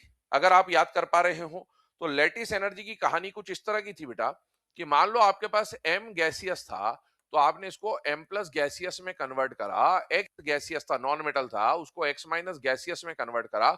ये जो कंस्टिट्यूएंट गैसियस आयन थे, जब ये मिलकर 1 मोल आयनिक क्रिस्टल लैटिस बनाते हैं, तो यहां से यहां जाने में जब जब अट्रैक्शन होगा तब तब एनर्जी रिलीज होगी। तो जो एनर्जी रिलीज हुई थी उसको हमने क्या बोला था? Lattice energy. और मान लो अगर ये कंपाउंड बना हुआ है तो इधर से इधर जाने को भी हमने क्या बोला था? Lattice energy. अभी हमारे पास mx ऑलरेडी बना हुआ है, मान लीजिए mx ऑलरेडी बना हुआ है, तो बेटा अगर इसके बीच का ये जो अट्रैक्शन है, जब a और b में अट्रैक्शन हो रहा था, जब a और b में अट्रैक्शन हो रहा था, तो जो एनर्जी रिलीज हो रही थी उसको हमने क्या बोला, लैटिस। उतनी एनर्जी अगर इसको मिल जाए तो क्या ये वापस से टूट जाएगा बेटा, यस। तो यहां पर a और b को तोड़ने के लिए, इनके लैटिस को तोड़ने के लिए मुझे एक एनर्जी की रिक्वायरमेंट होगी, वो एनर्जी कहलाएगी लैटिस एनर्जी। और मान लेते हैं इनके लिए जो लैटिस एनर्जी है उसका मैग्नीट्यूड कितना है, 200 यूनिट। मैंने एक एग्जांपल ले लिया कि इनको तो कब तोड़ा जा सकता है, जब 200 यूनिट की एनर्जी मिल जाएगी। अब वो एनर्जी मिलेगी कैसे, वो समझते हैं। ये आपका सॉल्यूट हो गया ए बी टाइप का। इसको, इसके लैटिस को तोड़ने के लिए मुझे कितनी एनर्जी चाहिए, 200। अगर लैटिस टूट गया तो ये सॉल्युबल हो जाएगा, अगर लैटिस नहीं टूट पाया तो ये इनसॉल्युबल होगा। अब आपने क्या करा, इस सॉल्यूट को उठा के डाल दिया एक सॉल्वेंट में। हमने सॉल्वेंट भी फिक्स कर लिया हमारे लिए। हमारे लिए सॉल्वेंट जो होने वाला वो फिक्स्ड है, वो यूनिवर्सल सॉल्वेंट होगा। और यूनिवर्सल सॉल्वेंट कौन होता है, वाटर। वाटर का शेप कैसा होता है बेटा, वी शेप, बेंड शेप। आपको बता दिया, यहां पर पार्शियल नेगेटिव होता है, यहां पर पार्शियल पॉजिटिव होता है। लेकिन बार बार H2O लिखने के बजाय हम लोग केवल ऐसे तितली जैसे बना देंगे। इसका मतलब आपको समझ में आना चाहिए, ऑक्सीजन को रिप्रेजेंट कर रहा है और ये हाइड्रोजन को रिप्रेजेंट कर रहा है। अब आपने इस सॉल्यूट को उठा के सॉल्वेंट में डाला। जब आपने 1 मोल सॉल्यूट को एक्सेस सॉल्वेंट में डाला, तो सॉल्यूट है आयन, सॉल्वेंट है पोलर। क्या इनके बीच में आयन डाइपोल अट्रैक्शन लग के ये जाके इसको घेरेगा या नहीं घेरेगा, घेरेगा। तो अब इस प्लस की तरफ वाटर का कौन सा एंड जाएगा, प्लस वाला या माइनस वाला, माइनस वाला। तो इस ए प्लस को वाटर क्योंकि एक्सेस में है, तो वाटर का जो ऑक्सीजन वाला एंड है, क्लोज्ड वाला जो एंड है, ऐसे कई सारे वाटर के जो एंड है, मॉलिक्यूल हैं, वो इसको जाके क्या कर लेंगे, सराउंड कर लेंगे। और ये सराउंड क्यों कर पा रहे हैं, क्योंकि ये है आयन और ये है डाइपोल। तो आयन डाइपोल अट्रैक्शन हो रहा है। तो इन दोनों के बीच में जो अट्रैक्शन आपको दिख रहा है, सॉल्यूट सॉल्वेंट के बीच में जो अट्रैक्शन आपको दिख रहा है, this attraction is of the type ion dipole attraction. बेटा जब जब अट्रैक्शन होगा तब तब एनर्जी रिलीज होगी। तो इनके अट्रैक्शन से कुछ एनर्जी रिलीज हो रही है, ठीक। इसी तरीके से दूसरे पे चलें, बी माइनस की तरफ वाटर का कौन सा एंड होगा, प्लस वाला, मतलब ओपन वाला एंड जाएगा। तो कई सारे वाटर मॉलिक्यूल के ओपन एंड जाके इसको भी क्या कर लेंगे बेटा, घेर लेंगे। इसकी तरफ ये घेरने क्यों गए, क्योंकि ये आयन था और ये पोलर था। तो इनके बीच में भी जो अट्रैक्शन लगा वो क्या कहलाएगा, आयन डाइपोल अट्रैक्शन। और बेटा जब जब अट्रैक्शन होगा तब तब एनर्जी रिलीज होगी। इसका मतलब है यहां पर एनर्जी क्या होने वाली है, रिलीज। तो सॉल्यूट सॉल्वेंट के अट्रैक्शन से एनर्जी रिलीज हुई, सॉल्यूट सॉल्वेंट के अट्रैक्शन से एनर्जी रिलीज हुई। ये जो टोटल एनर्जी रिलीज हो रही है, इस एनर्जी को नाम दिया जाता है हाइड्रेशन एनर्जी। जब आप किसी सॉल्यूट को सॉल्वेंट में डालते हो तो सॉल्यूट सॉल्वेंट के इंटरेक्शन से सॉल्वेशन एनर्जी रिलीज होती है। लेकिन सॉल्वेंट अगर वाटर हो तो सॉल्वेशन एनर्जी को क्या नाम दे दिया जाता है, हाइड्रेशन। अब मान लो ये जो हाइड्रेशन एनर्जी रिलीज हुई, ध्यान सुनना, ये हाइड्रेशन एनर्जी जो रिलीज हुई, इसके मैं 3 सिनेरियो आपके सामने लिख रहा हूं। मान लो ये 100 है, मान लो ये 200 है, और मान लो ये 300 है। ऐसे 3 अलग अलग केस लिए। अगर अट्रैक्शन ज्यादा होगा तो ज्यादा एनर्जी रिलीज होगी, अगर अट्रैक्शन कम होगा तो कम एनर्जी रिलीज होगी। 3 अलग अलग केसेस मैंने लिए। अब ये जो हाइड्रेशन एनर्जी है ना, ये रिलीज हुई तो सही, लेकिन ये रिलीज होके सराउंडिंग में नहीं जाती। ये रिलीज होके इसी सिस्टम में ये जो लैटिस है इसको तोड़ने के काम में आती है। तो अब मुझे बताओ, ए और बी के लैटिस को तोड़ने के लिए कितनी एनर्जी चाहिए थी, 200। और इसको जब सॉल्यूट को सॉल्वेंट में डाला तो जो हाइड्रेशन एनर्जी रिलीज हुई, मान लेते हैं वो कितनी है, 100। मान लेते हैं, अब सिनेरियो देखिए अलग अलग। अब मुझे बताओ, इस पहली कंडीशन को अगर इसको 200 चाहिए और मिला कितना, 100, तो इसका मतलब है लैटिस एनर्जी और हाइड्रेशन एनर्जी में से क्या लैटिस एनर्जी का वैल्यू ज्यादा है बेटा, यस। मुझे लैटिस को तोड़ने के लिए कितना चाहिए था, 200, और मिला कितना, 100। क्या लैटिस टूटेगा या नहीं टूटेगा, नहीं। और नहीं टूटेगा तो पानी में जाके या सॉल्वेंट में जाके अगर कंपाउंड का लैटिस ही नहीं टूटा तो वो घुला या नहीं घुला, नहीं घुला। नहीं घुला मतलब सॉल्युबल या इनसॉल्युबल, इनसॉल्युबल। तो आपके पास एक कंडीशन आ गई। सॉल्युबिलिटी डिपेंड दो एनर्जी पे करती है, एक तो लैटिस पे और एक हाइड्रेशन पे। लेकिन अब दोनों में से अगर लैटिस ज्यादा चाहिए, लैटिस को एनर्जी ज्यादा चाहिए टूटने के लिए, तो लैटिस टूट नहीं पाएगा, टूट ही नहीं पाएगा तो घुलेगा ही नहीं, क्या हो जाएगा, इनसॉल्युबल। लेकिन एक कंडीशन और, मान लो ये वाला सिनेरियो अपन ने समझ लिया। अब मान लो हाइड्रेशन की ये जो एनर्जी रिलीज हुई है 300 है, और मुझे तोड़ने के लिए कितनी चाहिए थी, 200। तो मुझे बताओ, तोड़ने के लिए 200 चाहिए और मिल रही है 300, क्या लैटिस टूट जाएगा या नहीं टूट जाएगा, टूट जाएगा। इसका मतलब है इफ लैटिस एनर्जी और हाइड्रेशन एनर्जी में से हाइड्रेशन एनर्जी ज्यादा हो, तो क्या वो हाइड्रेशन जाके लैटिस को तोड़ देगा बेटा, यस। और लैटिस को तोड़ देगा तो बताओ सॉल्युबल या इनसॉल्युबल, सॉल्युबल। ठीक। अगली कंडीशन, मान लो चाहिए भी 200 था और मिला भी 200, तो बताओ टूटेगा या नहीं टूटेगा? टूट जाएगा, 200 ही तो चाहिए था, बराबर मिल रहा। हाँ, इसको आप बोलते हो स्पेरिंगली सॉल्युबल, धीरे धीरे सॉल्युबल हो रहा है, हल्का हल्का सॉल्युबल हो रहा है वो। तो अगर लैटिस और हाइड्रेशन में से हाइड्रेशन ज्यादा हो या लैटिस और हाइड्रेशन बराबर भी हो तो भी वो क्या हो जाएगा बेटा? सॉल्युबल। अब देखो, अगर कोई मुझे एग्जाम में, ध्यान सुनना, ये मैंने आपके सामने कंडीशन लिखी थी, मान लो इस कंपाउंड का जो लैटिस एनर्जी वो 50 है और हाइड्रेट, जब इसको आपने पानी में डाला तो जो एनर्जी रिलीज हुई हाइड्रेशन वो कितनी है? 100। तो लैटिस तोड़ने के लिए कितनी चाहिए थी? 50। मिली कितनी? 100। लैटिस टूटेगा या नहीं टूटेगा? टूट जाएगा। टूट जाएगा मतलब ये है सॉल्युबल। अच्छा, लैटिस को तोड़ने के लिए कितनी चाहिए थी? मिली कितनी? सॉल्युबल या इनसॉल्युबल? इनसॉल्युबल। कितना आसान होता अगर ये वैल्यू आपको दे देता, तो खटाखट सॉल्व कर लेते अपन। बोलता बताओ दोनों में से कौन मोर सॉल्युबल कौन लेस सॉल्युबल, तो जो सॉल्युबल है वो मोर सॉल्युबल, जो इनसॉल्युबल है वो लेस सॉल्युबल। बहुत आसान होता, पर ऐसा होगा नहीं। एग्जाम में आपको वैल्यू नहीं देता, जैसा डाइपोल मोमेंट क्यू और डी की वैल्यू नहीं देता, जुगाड़ से सॉल्व करना पड़ा। अगर वो वैल्यू कभी दे दे आपको एग्जाम में तो बहुत इजी है बेटा सॉल्व करना, लॉजिकली यही होता है। लेकिन एग्जाम में अनफॉर्चुनेटली वो वैल्यू नहीं देगा। अब उसने वैल्यू नहीं दी, अब कहानी को समझना है ना, मैं ये भी लिखवाऊंगा अभी आपको कि बाई चांस कभी वैल्यू दे तो अपने क्वेश्चन तो सॉल्व करना। अब उसने वैल्यू ही नहीं दी, अब वैल्यू नहीं दी, अब बोला बताओ कौन सॉल्युबल है, कौन इनसॉल्युबल है, कौन मोर सॉल्युबल है, कौन लेस सॉल्युबल है, सारा खेल ही खत्म हो गया। अब तो अब कैसे बताएं? तो अब हमें क्या करना है? तो एक बात तो हमें पता चल गई कि भाई सॉल्युबिलिटी लैटिस पे भी डिपेंड करता है और हाइड्रेशन पे भी डिपेंड करता है, इतनी बात तो हमने समझ ली। अब लैटिस और हाइड्रेशन की कहानी से सॉल्युबिलिटी पे आते हैं। इधर देखिए, मुझे बताओ लैटिस और हाइड्रेशन के फैक्टर्स पे चलता हूं, है ना, अब वैल्यू नहीं पता। मुझे बताओ सॉल्युबिलिटी किसके डायरेक्टली प्रोपोर्शनल है, हाइड्रेशन के या लैटिस के? बोलो कौन ज्यादा होगा तो सॉल्युबिलिटी ज्यादा होगी? हाइड्रेशन ज्यादा तो सॉल्युबिलिटी, और हाइड्रेशन लैटिस ज्यादा तो सॉल्युबिलिटी कम। अगर लेटिस एनर्जी ज्यादा हुई तो लेटिस टूटेगा नहीं, टूटेगा नहीं तो सॉल्युबिलिटी कम। और अगर हाइड्रेशन ज्यादा हुई तो वो लेटिस को तोड़ देगा, तोड़ देगा तो सॉल्युबिलिटी ज्यादा। हाइड्रेशन ज्यादा तो सॉल्युबिलिटी ज्यादा, लेटिस ज्यादा तो सॉल्युबिलिटी कम। ये आपके पास एक रिलेशन आ गया कि solubility is directly proportional to hydration and inversely proportional to lattice. अब मान लो उसने वैल्यू नहीं दी, तो क्या मैं लेटिस एनर्जी का ऑर्डर बना सकता हूं? कल ही तो बनाया था, energy directly proportional to charge, inversely proportional to radius. सुनते चलो, है ना, अभी कहानी समझते चलो, ये लंबी पिक्चर है थोड़ी सी, है ना। अगर आप इसको देखें, अब मान लो आपको ये दिया और आपको वैल्यू देता तो आपने खटाखट सॉल्व कर लिया। मान लो उसने वैल्यू नहीं दिया, मैं रियलिस्टिक एग्जांपल लेता हूं थोड़ा सा ताकि हमारे लिए समझना आसान हो जाए। मान लो उसने वैल्यू नहीं दी और आपको एग्जांपल दे दिया एक NaF और एक NaCl, और बोला इन दोनों में से बताओ कौन मोर सॉल्युबल कौन लेस सॉल्युबल। लेटिस हाइड्रेशन देता, खटाक से सॉल्व करता, लेटिस हाइड्रेशन देता, खटाक से सॉल्व हो जाता। लेकिन अब वैल्यू नहीं दिया, वैल्यू नहीं दिया, बोल दिया क्वेश्चन दो, तो वहां ये थोड़ी बोलेंगे वैल्यू दो तब क्वेश्चन सॉल्व करेंगे। उसने बोला करो सॉल्व जैसे करना है, डॉक्टर तुम्हें बनना है, हमें थोड़ी बनना है, करिए सॉल्व। अब आपको अगर सॉल्व करना है तो सॉल्युबिलिटी इतना तो पता चल गया कि दो एनर्जी पे डिपेंड कर रहा है, एक लेटिस और एक हाइड्रेशन। अब लेटिस पे अगर डिपेंड कर रहा है तो बेटा मुझे पहले लेटिस का ऑर्डर बनाना है।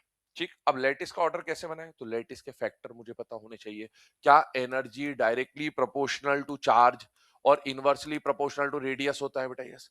तो पहला फैक्टर चार्ज फैक्टर डोमिनेट्स, है ना, तो पहले चार्ज देखा, क्या चार्ज 1 into 1 सेम है बेटा? यस।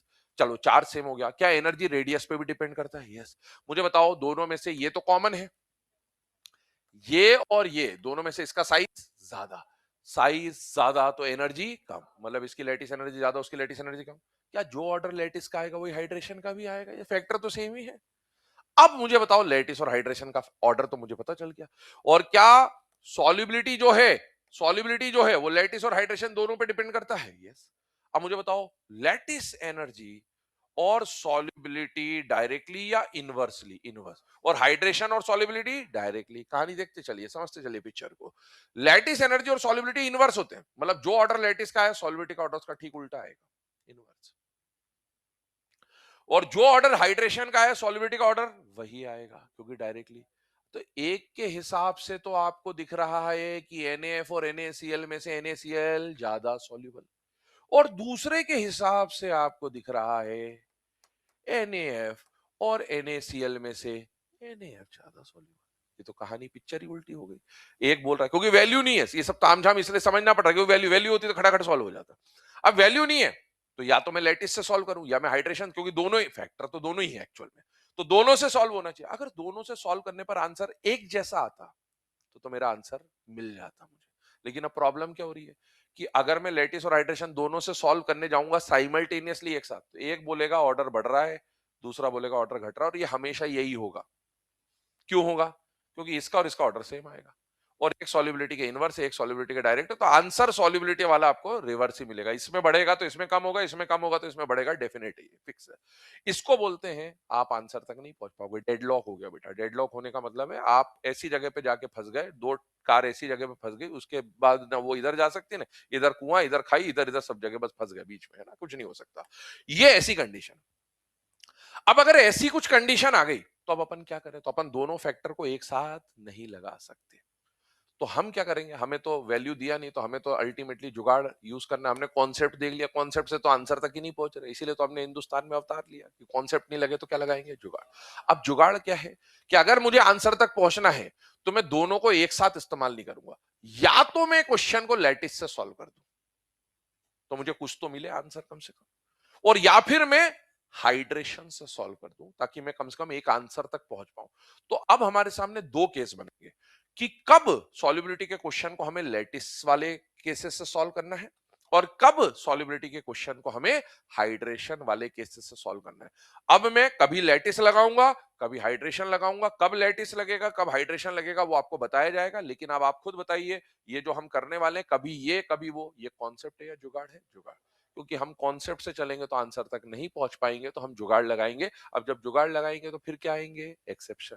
वो कायदे से कोई एक्सेप्शन नहीं है, हमारे पास वैल्यू नहीं है बेटा, इसलिए हम उसको सॉल्व करने जा रहे हैं, तो एक्सेप्शन दिखते हैं। कोई एक्सेप्शन नाम की चीज होती नहीं है वैसे। आ गया है यहां पर ये जो डायग्राम अभी आपके सामने बना है, पहले आप इस डायग्राम को बनाइए, मैकेनिज्म ऑफ सॉल्वेंसी को, फिर आगे बात करते हैं।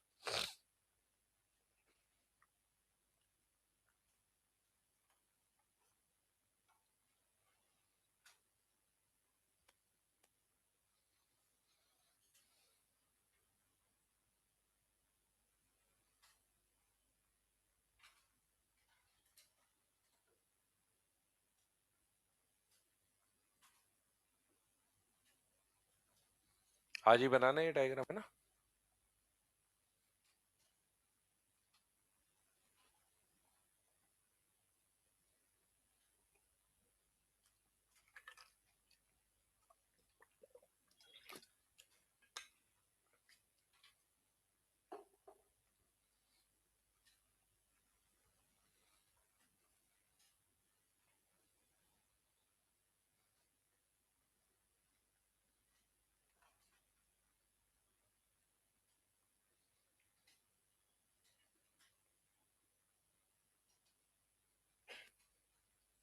इस संडे संडे को इम्तिहान है आप लोगों का, है ना?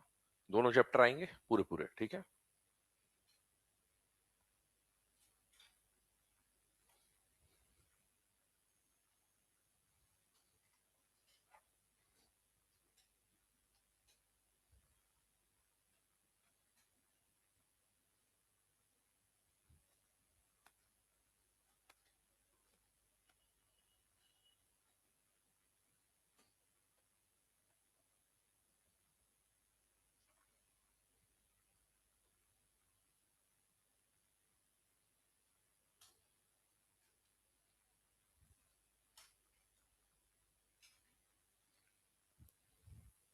है ना? ये नोट वाले पॉइंट लिख लेना तीनों, वो वैल्यू वगैरह तो लिखने की जरूरत नहीं है, वो तो हमने बस केसेस कंसिडर किए हैं।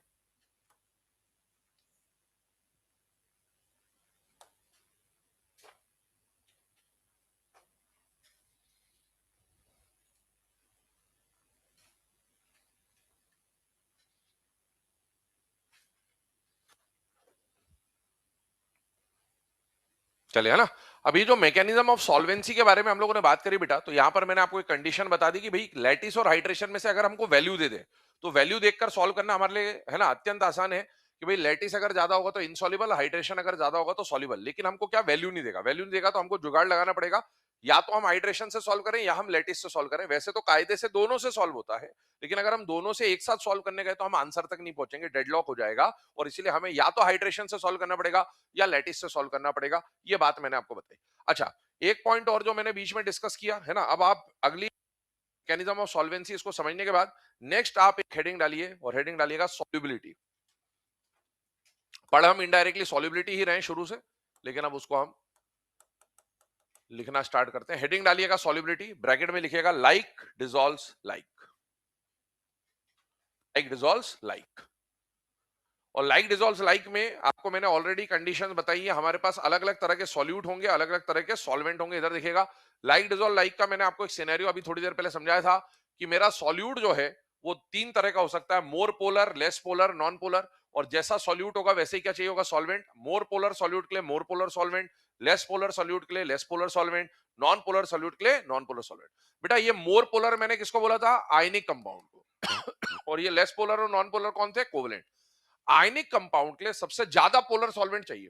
सबसे ज्यादा पोलर कौन था जिसको मैं यूज कर सकता था, वाटर। याद करिए डाइलेक्ट्रिक से पता चल रहा था। तो अब हम एक स्टेटमेंट लिखाऊंगा मैं आपको, वो ये रहेगा कि ionic solute are dissolved in water, क्योंकि इसके लिए बेस्ट सुटेबल सॉल्वेंट कौन होगा, वाटर। कोवेलेंट में दो सिनेरियो हैं, पोलर और non polar, depending on the dipole moment. और ये कोवेलेंट वाले जो है ना, ये किस में डिसॉल्व किए जाते हैं बेटा, वाटर में डिसॉल्व नहीं किए जाते। ये किस में डिसॉल्व किए जाते हैं, ऑर्गेनिक सॉल्वेंट्स में। क्योंकि ऑर्गेनिक सॉल्वेंट जो होता है, ऑर्गेनिक सॉल्वेंट जो होता है उन सबका डाइलेक्ट्रिक कंपैरेटिवली कम होता है। ये मोर पोलर है और वो लेस पोलर होंगे या नॉन पोलर होंगे। तो बेटा जब हम इनको डिसॉल्व करने जा रहे हैं, इनको डिसॉल्व करने जा रहे हैं, कोवेलेंट वालों को, लेस पोलर वाले को लेस पोलर में डिसॉल्व करूंगा, नॉन पोलर वाले को नॉन पोलर में। लेस पोलर में जो ऑर्गेनिक आते हैं आप जानते हो, क्लोरोफॉर्म, पोलर ऑर्गेनिक सॉल्वेंट जो भी होते हैं, क्लोरोफॉर्म, एसीटोन, ईथर, पीथर जो भी है ना, सब आ जाएंगे। और नॉन पोलर में कौन आएंगे, बेंजीन आप पढ़ते हो नॉन पोलर है, कार्बन टेट्राक्लोराइड आप पढ़ते हो नॉन पोलर है, ये है ना। तो हम इसको लिख ले रहे हैं एक बार, हमको पढ़ना ये नहीं, ये तो सब ऑर्गेनिक वाला पार्ट था, हम मेनली इसको सॉल्व कर रहे होंगे आगे जाके। लेकिन एक बार स्टेटमेंट लिखा दे रहा हूं। आपने हेडिंग डाली सॉल्युबिलिटी, लाइक डिसॉल्व लाइक, तीन स्टेटमेंट बोल रहा हूं, लिखिएगा। पहला स्टेटमेंट, आयनिक सॉल्यूट्स, आयनिक सॉल्यूट्स ब्रैकेट में लिखिएगा मोर पोलर, है ना, आयनिक सॉल्यूट जो होते हैं मोर पोलर होते हैं। आयनिक सॉल्यूट्स ब्रैकेट में more polar are dissolved in, are dissolved in more polar solvents, are dissolved in more polar solvents, are dissolved in more polar solvent like water, like water, like water।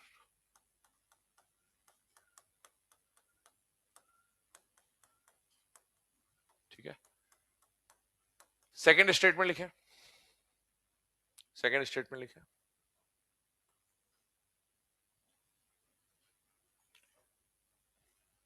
Polar covalent solute, polar covalent solute, polar covalent solute are dissolved in, polar covalent solute are dissolved in less polar solvent, polar covalent solute are dissolved in less polar solvent, are dissolved in less polar solvent like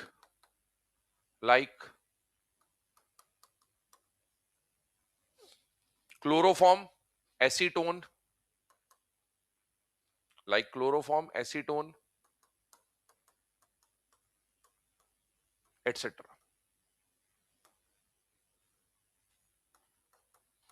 अगला point लिखें, तीसरा, non polar covalent solutes, non polar covalent solutes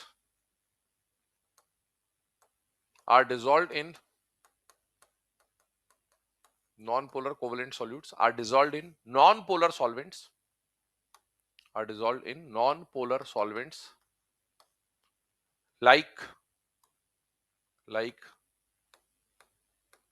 benzene, carbon tetrachloride, like benzene, carbon tetrachloride etc।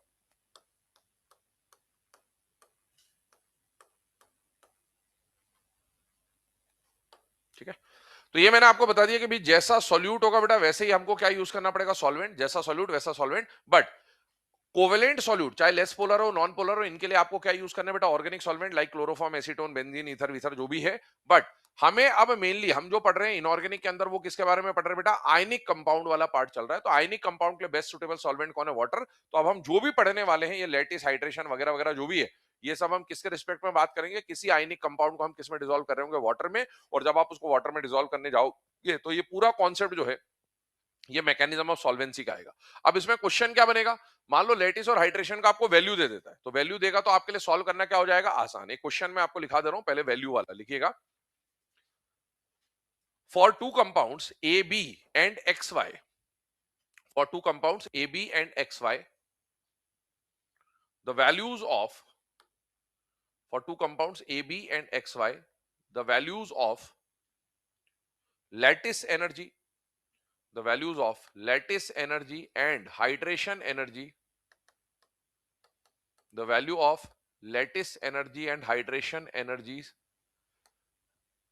are respectively, are respectively,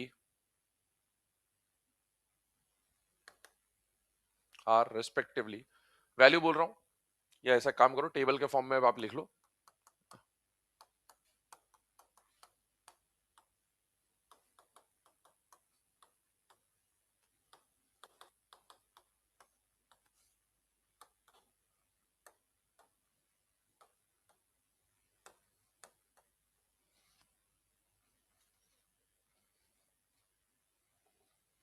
मान लो ये values आपको दे रखी है ना, table बना ले। आगे लिखें क्वेश्चन में, compare their solubilities, compare their solubilities, compare their solubilities. ठीक है। अब ये जो दोनों कंपाउंड आपको दिए गए हैं, सपोज कभी आपको एग्जाम में बेटा लैटिस और हाइड्रेशन का वैल्यू दे दिया जाए, तो हमारे लिए क्वेश्चन वो निहायत ही सरल हो जाता है। और अगर आप देखें तो लैटिस और हाइड्रेशन में से यहाँ पर हाइड्रेशन एनर्जी क्या है, ज्यादा, तो लैटिस टूट जाएगा, मतलब ये सॉल्युबल है या इनसॉल्युबल है बेटा, सॉल्युबल। और यहाँ पर चाहिए 400 मिली 350, तो ये सॉल्युबल है या इनसॉल्युबल है, इनसॉल्युबल। ठीक है। तो ये हमारे लिए सॉल्व करना काफी ईजी था कि ये सॉल्युबल है या इनसॉल्युबल है। और सॉल्युबिलिटी का ऑर्डर बना रहा हो तो it is more soluble, it is less soluble, इस तरह से आप ऑर्डर बना लोगे। लेकिन अब अनफॉर्चुनेटली एग्जाम में क्या होगा, आपको वैल्यू नहीं देगा। अब वैल्यू नहीं देगा तो ध्यान से सुनो, क्या इसका लैटिस एनर्जी का ऑर्डर ऐसा है बेटा, यस। क्या इसके हाइड्रेशन एनर्जी का भी ऑर्डर ऐसा ही है बेटा, यस। जो ऑर्डर लैटिस का आएगा वही ऑर्डर हाइड्रेशन का आएगा, लेकिन वैल्यू अलग अलग होती है। अब अगर मुझको ये वैल्यू नहीं दे रखी, तो फिर मैंने बताया इसके हिसाब से तो सॉल्युबिलिटी इनवर्सली, इसके हिसाब से सॉल्युबिलिटी डायरेक्टली, वहां हम फंस जाते हैं। और उसको सॉल्व करने के लिए फिर हमें क्या लगाना पड़ा बेटा, एक जुगाड़। और जुगाड़ के लिए हमने क्या बोला कि भाई हमको सॉल्युबिलिटी की क्योंकि वैल्यू नहीं दिख रही है, तो हमें या तो लैटिस से सॉल्व करना पड़ेगा या तो हाइड्रेशन से सॉल्व करना पड़ेगा। तो उसकी कहानी मैं अब आपको बता रहा हूं, कब लैटिस लगाना है और कब हाइड्रेशन लगाना है। तो बेटा दो केसेस हमारे सामने बनेंगे, केस नंबर 1 और केस नंबर 2। केस नंबर 1 बोल रहा हूं, लिखना स्टार्ट करिएगा। Case number 1, if common ion, case number 1, if common ion is small, if common ion is small, then if common ion is small, then lattice energy dominates. If common ion is small, then lattice energy dominates. If common ion is small, then lattice energy dominates. ठीक है। अब ये जो आपको लिखाया गया statement है ना, दो तरह की कंडीशन होगी बेटा। सॉल्युबिलिटी का जब आपको क्वेश्चन आएगा ना, ध्यान सुनिएगा, सॉल्युबिलिटी का जब आपको क्वेश्चन आएगा, तो अगर मैं वैल्यू से जा रहा था तो एक के हिसाब से सॉल्युबिलिटी बढ़ रही थी घट रही थी, तो मैंने बोला या तो आप लैटिस से सॉल्व करोगे या आप हाइड्रेशन सॉल्व करोगे, ताकि आप आंसर तक पहुंच जाए। अब मुझे जब क्वेश्चन आएगा तो जनरली उस क्वेश्चन में क्या होता है, कोई ना कोई आयन कॉमन दिया होता है, ऐसे ही आएगा आपको, तभी आप सॉल्व भी कर पाएंगे। तो कॉमन आयन होगा। अब इसमें कॉमन आयन कौन दिख रहा है, Na+। अब हमें यह देखना होगा कि ये कॉमन आयन स्मॉल है या कॉमन आयन लार्ज है। ये लिखना नहीं है, मैं सब लिखवा दूंगा आपको, है ना, अभी बस बताते जो चल रहा हूं। कॉमन आयन स्मॉल है या कॉमन आयन लार्ज है। कॉमन आयन स्मॉल कब माना जाता है, जब कॉमन आयन में इलेक्ट्रॉन की क्वांटिटी 1 से लेकर 10 तक होती है। अगर कॉमन आयन के अंदर इलेक्ट्रॉन 1 से लेकर 10 है, तो उस कॉमन आयन को क्या मानेंगे, छोटा। और अगर कॉमन आयन में इलेक्ट्रॉन 10 इलेक्ट्रॉन से ज्यादा है, तो उसे क्या मानेंगे, बड़ा। ऐसा क्यों है, तो उसकी कहानी सुनिए बेटा। 10 इलेक्ट्रॉन कहने का मतलब है, जब आप कॉन्फ़िगरेशन लिखोगे तो आएगा 2,8। 2,8 लिखने का मतलब है कितने शेल्स का इस्तेमाल हुआ, 2 शेल का इस्तेमाल हुआ। अगर किसी एलिमेंट में 2 ही शेल है, मतलब उसमें डी का काम नहीं है। और अगर 3 या 3 से ज्यादा शेल आते हैं तो डी ऑर्बिटल अवेलेबल हो जाता है। तो जिनमें डी नहीं है उसको हमने छोटा माना है, और जिनमें डी आएगा उसको हमने बड़ा माना है। तो अगर 10 इलेक्ट्रॉन तक है तो छोटा, और 10 से ज्यादा इलेक्ट्रॉन है तो बड़ा। और ऐसा देखा गया है कि अगर कॉमन आयन छोटा होता है ना, उनके जब रियल ऑर्डर्स देखे गए वैल्यू से, तो ज्यादातर बार लैटिस एनर्जी के हिसाब से सॉल्व करने पर आंसर सही मिलता है। और अगर कॉमन आयन बड़ा देखा गया है तो उनके केसेस में ज्यादातर बार हाइड्रेशन एनर्जी वाला जो ऑर्डर बनेगा वही आपका आंसर होगा। हालांकि है सब जुगाड़, लेकिन हाँ ऐसा देखा गया एग्जैक्ट वैल्यूज से। तो अगर हम बात करें तो पहला पॉइंट हमने क्या लिखा कि if common ion is small then कौन डोमिनेट करता है बेटा, लैटिस एनर्जी। अब इसका मतलब क्या हुआ, मुझे क्वेश्चन तो सॉलिबिलिटी का आया, लेकिन उस सॉलिबिलिटी के क्वेश्चन को सॉल्व करने के लिए मुझे दो एनर्जी देखनी पड़ती है, लैटिस और हाइड्रेशन। लेकिन अगर कॉमन आयन छोटा है तो आपको हाइड्रेशन नहीं सोचना है, आपको सिर्फ एक एनर्जी के बारे में सोचना है, और वो एनर्जी कौन सी हो जाएगी, लैटिस एनर्जी। अप्रोच समझिए, आराम से देखिए, इत्मीनान समझिए, है ना। मान लो आपको एग्जाम में क्वेश्चन दिया NaF NaCl NaBr Na, और बोला इनके लिए, अगर इनके लिए लैटिस और हाइड्रेशन की वैल्यू देता तो हम फटाफट सॉल्व कर लेते। लेकिन अब उसने वैल्यू नहीं दिया, बोला बताओ इनमें से कौन मोर सॉल्युबल है कौन लेस सॉल्युबल। तो पहले मैं क्या देखूंगा, कॉमन आयन। मुझे बताओ इसका नाम क्या है बेटा, sodium fluoride, sodium chloride, sodium bromide, sodium iodide. क्या चारों के नाम में सोडियम आ रहा है? तो कॉमन आयन कौन हो गया, सोडियम। सोडियम या sodium ion, ion, common ion देख रहे हो आप, सोडियम मत ले लेना। अगर आपने Na लिख दिया तो 11 इलेक्ट्रॉन हो जाएंगे, और Na प्लस लिखा तो 10 इलेक्ट्रॉन है, एक इलेक्ट्रॉन आपका आंसर बदल देगा, है ना। तो सोडियम आयन, कॉमन आयन देख रहे हैं आप। कॉमन आयन कौन है, सोडियम। Na प्लस में कितने इलेक्ट्रॉन है बेटा, 10, 10 इलेक्ट्रॉन। टोटल इलेक्ट्रॉन 10 है। एक से लेकर 10 इलेक्ट्रॉन वाले आयन को क्या माना जाएगा, छोटा। ये सब मैं लिखवा दूंगा ना, 1 से 10 वगैरह, वो सब बाद में लिखेंगे। कॉमन आयन कैसा हो गया, छोटा। अगर कॉमन आयन छोटा है तो आपको सिर्फ एक एनर्जी से सॉल्व करना है, वो एनर्जी कौन सी है, लैटिस। तो आप लैटिस के बारे में सोचेंगे। अब मुझे बताओ, पहले मैं किसका ऑर्डर बनाऊंगा, लैटिस का। लैटिस का ऑर्डर मुझे बनाना आता है। बताओ, energy directly proportional to charge, energy inversely proportional to radius. पहले इन सब का क्या देखूं, चार्ज। मुझे बताओ एनर्जी का, इसका ऑर्डर बना रहा हूं, सिर्फ इस पे फोकस रखिए। Energy directly proportional to charge. बेटा क्या सभी का charge 1 into 1 1 into 1 1 into 1 1 into 1 है बेटा, यस। चार्ज सेम हो गया तो सेकंड फैक्टर रेडियस। क्या इधर से इधर जाने पर साइज बढ़ रहा है बेटा, यस। और अगर रेडियस बढ़ेगा तो एनर्जी कम हो जाएगी। मतलब लैटिस एनर्जी जो है यहां पर बेटा, वो लैटिस एनर्जी इधर से इधर जाने पर क्या हो रही है, डिक्रीज हो रही है, क्योंकि साइज बढ़ रहा है तो लैटिस एनर्जी कम हो जाएगी। अच्छा, लैटिस एनर्जी कम हो गई, अब मुझे लैटिस से सॉल्युबिलिटी को सोचना है। मुझे बताओ, solubility is directly proportional to hydration and solubility is inversely proportional to lattice. क्या सॉल्युबिलिटी और लैटिस एनर्जी इनवर्स होते हैं बेटा, यस। तो अगर लैटिस एनर्जी कम हो रही है तो सॉल्युबिलिटी बढ़ जाएगी। इस तरह से मुझे सॉल्व करना है। इसका मतलब है इधर से इधर जाने पर सॉल्युबिलिटी क्या हो रही है, बढ़ रही है। तो ये सॉल्युबिलिटी का ऑर्डर मैंने बना दिया। तो ये पहला ऑर्डर आ गया। फिर से सुन ले, सबसे पहले आपको क्वेश्चन सॉल्व करने के लिए क्या देखना पड़ेगा, कॉमन आयन। कॉमन आयन में ये देखना है कि कॉमन आयन छोटा है या बड़ा है। डिसाइड किससे होगा, इलेक्ट्रॉन से। अगर 1 से लेकर 10 इलेक्ट्रॉन तो कॉमन आयन क्या हो जाएगा, छोटा। जब भी कॉमन आयन छोटा है तो आपको सिर्फ लैटिस से सॉल्व करना है। पहले आप लैटिस का ऑर्डर बना लोगे, और अगर लैटिस का ऑर्डर मिल गया तो सॉल्युबिलिटी का ऑर्डर उसका ठीक उल्टा हो जाएगा। लिखिए, फर्स्ट वाला केस आप नोट डाउन करिए, फिर सेकंड वाले केस पे बात करते हैं, फिर इसको और भी क्वेश्चन देखते हैं।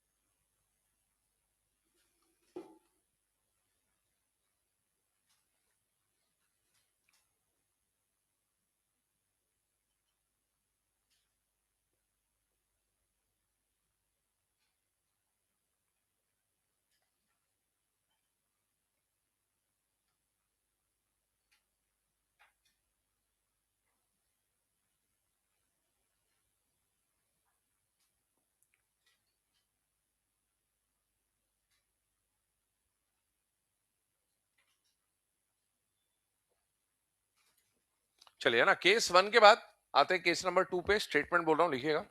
पहले वाले में हमने क्या देखा बेटा, कॉमन आयन छोटा था तो हमने किससे सॉल्व करा, लैटिस से।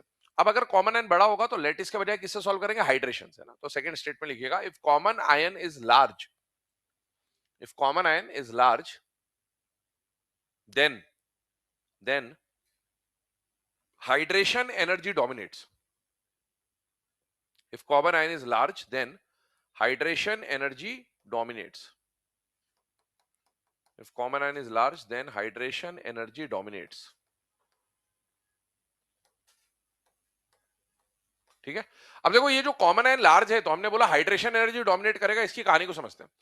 मान लीजिए आपको एग्जाम में क्वेश्चन दिया गया BeSO4 MgSO4 CaSO4 SrSO4 BeSO4, नाम बोलो इसका क्या है बेटा? Beryllium sulph, magnesium, calcium, strontium, barium sulphate. पूरे सॉलिबिलिटी में हम जितने भी एग्जाम्पल पढ़ेंगे, 10 12 15 20 जो भी पढ़ेंगे, उनमें से बेटा ये ऑर्डर जरूर याद होना चाहिए। मतलब आप पूरी सॉलिबिलिटी का सब कुछ भूल जाओ, ये याद होना चाहिए, ध्यान रखना। सॉलिबिलिटी में अगर 10 बार क्वेश्चन आएगा तो 10 में से 9 बार यही क्वेश्चन आएगा, ये बात पक्की है। आज तक के ट्रेंड के एग्जाम के ट्रेंड के हिसाब से बात कर रहा हूं, तो आपको मैक्सिमम टाइम यही देखने को मिलता है, हर बार ही लगभग यही आता है ना। तो आपको ये ऑर्डर तो बिल्कुल रटा हुआ होना चाहिए। अब सुने, अगर हम बात करें beryllium, magnesium, calcium, strontium, barium का सल्फेट आपको दिया, अब बोला सॉलिबिलिटी का ऑर्डर बनाना है। बेटा एक बात बताओ, सबसे पहले सॉलिबिलिटी में अगर लेटिस एनर्जी, हाइड्रेशन एनर्जी का वैल्यू दे देता या केएसपी का वैल्यू दे देता तो मैं ऑर्डर खटाखट बना लेता, लेकिन उसने वैल्यू दी नहीं। वैल्यू नहीं दी, बोला सॉल्व करो। अब सॉल्व करो तो जुगाड़ लगाना पड़ेगा। जुगाड़ क्या लगाना है? पहले कॉमन आयन को ढूंढना है। मुझे बताओ सभी में कॉमन आयन क्या सल्फेट है या नहीं बेटा? है। अच्छा सल्फेट कॉमन आयन है, मुझे बताओ सल्फेट में इलेक्ट्रॉन 10 है या 10 से ज्यादा है? 10 से ज्यादा है। सल्फर में अकेले में ही 16 इलेक्ट्रॉन है, तो 10 से ज्यादा ही है। 10 से ज्यादा है तो कॉमन आयन छोटा है या बड़ा है? बड़ा है। अगर कॉमन आयन बड़ा हो जाता है तो फिर मुझे लेटिस से सॉल्व नहीं करना है, मुझे किससे सॉल्व करना है? हाइड्रेशन एनर्जी से।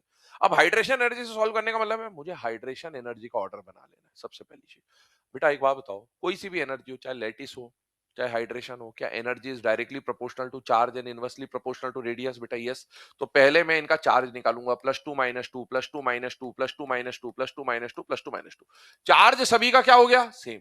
चार्ज सेम हो गया तो फिर एनर्जी के लिए दूसरा फैक्टर क्या लगाऊंगा? रेडियस। मुझे बताओ beryllium, magnesium, calcium, strontium, barium, क्या इधर से इधर जाने पर रेडियस बढ़ रहा है? बेटा यस। अगर रेडियस बढ़ेगा तो एनर्जी कम हो जाएगी, मतलब हाइड्रेशन एनर्जी आगे जाने पर कम हो रही है। अब हाइड्रेशन एनर्जी कम हो गई, तो अब हाइड्रेशन एनर्जी के मदद से मुझे सॉल्युबिलिटी की जानकारी निकालनी है। मुझे बताओ हाइड्रेशन और सॉल्युबिलिटी डायरेक्ट होते हैं या इनवर्स होते हैं? डायरेक्ट। मतलब जो ऑर्डर हाइड्रेशन का आएगा वही ऑर्डर सॉल्युबिलिटी का आएगा। अगर हाइड्रेशन कम हो रहा है तो सॉल्युबिलिटी भी कम हो जाएगा, because solubility is directly proportional to hydration energy. मतलब यहां पर जैसे जैसे हम आगे जा रहे हैं सॉल्युबिलिटी का ऑर्डर क्या हो जाएगा? डिक्रीज हो जाएगा बेटा। वेरी इंपॉर्टेंट ऑर्डर है ना। ग्रुप 2 के सल्फेट्स का ऑर्डर सबसे ज्यादा बार बेटा सॉल्युबिलिटी में पूछा जाता है, तो यही है, मतलब ऑलमोस्ट लगभग हर बार यही ऑर्डर पूछा जाता है, तो इसीलिए बिल्कुल एक तरह से याद ही होना चाहिए आपको।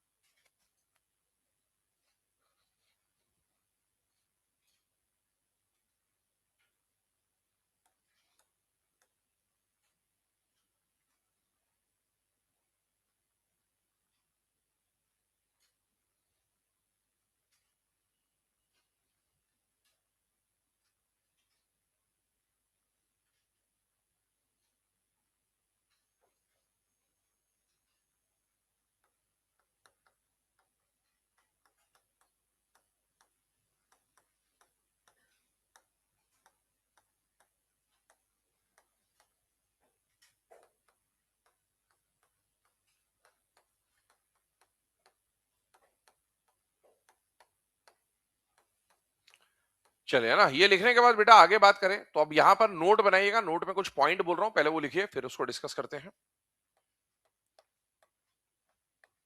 पहला पॉइंट लिखिएगा नोट में, if common ion if common ion contains if common ion contains up to 10 electrons, if common ion contains up to 10 electrons, or if common ion contains up to 10 electrons, or if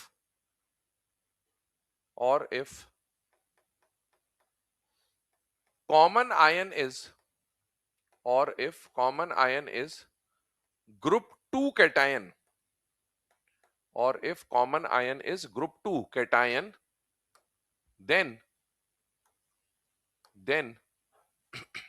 it is considered to be small.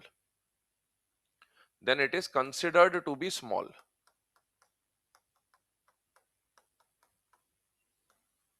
ठीक है, second point लिखें.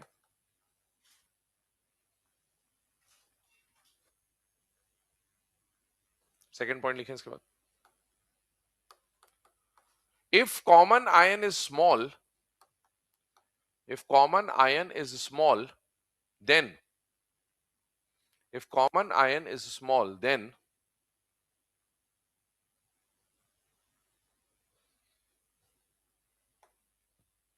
on moving down the group, if common ion is small, then on moving down the group, then on moving down the group, solubility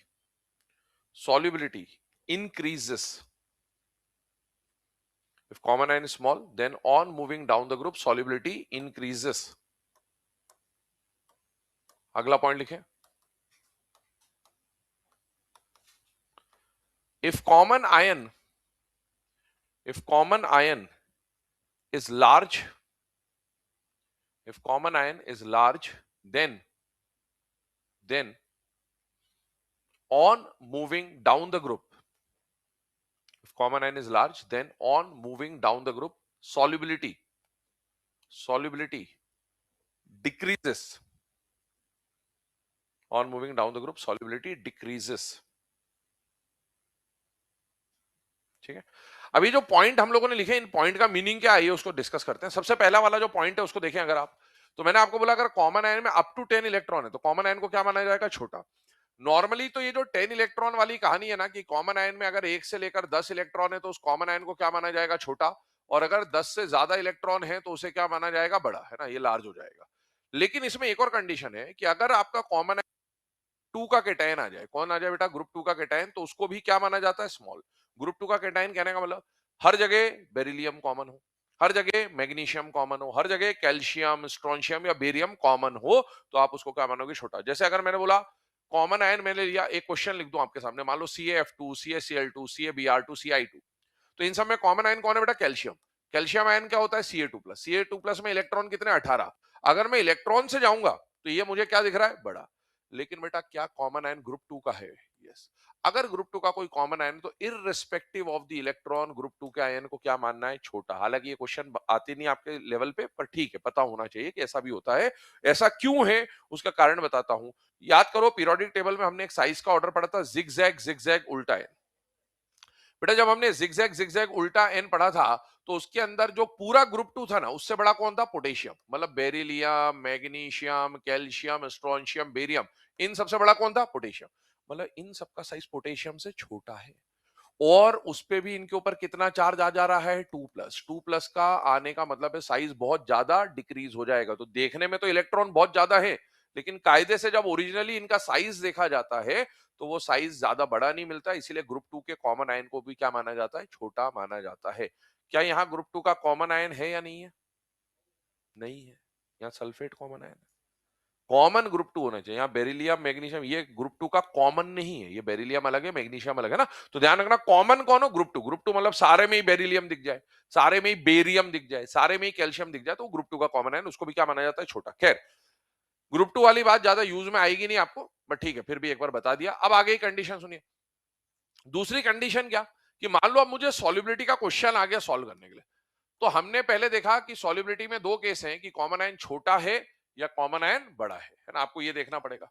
लेकिन अब problem क्या है कि जब आप इस जुगाड़ से सॉल्व करने जाओगे तो बहुत प्रॉब्लम आएगी. प्रॉब्लम क्या आएगी? पहले आपको ये डिसाइड करना है कि कॉमन आयन छोटा है या बड़ा है. अगर आपने वहां गड़बड़ कर दी तो फिर गड़बड़ हो जाएगा. ठीक.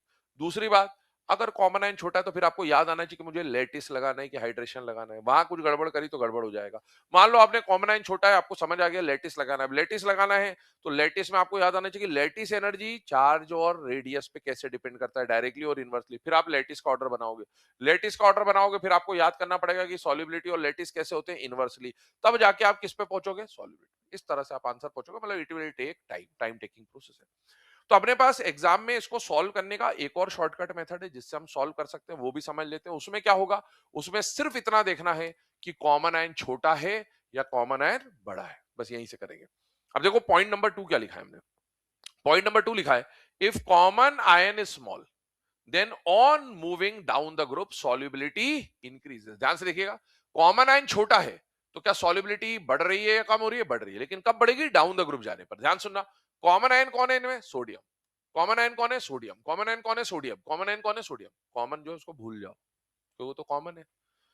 अनकॉमन जो है उसको देखो, अनकॉमन कौन है? Fluoride, chloride, bromide, iodide. क्या फ्लोरीन, क्लोरीन, ब्रोमीन, आयोडीन एक ही ग्रुप के हैं बेटा? यस।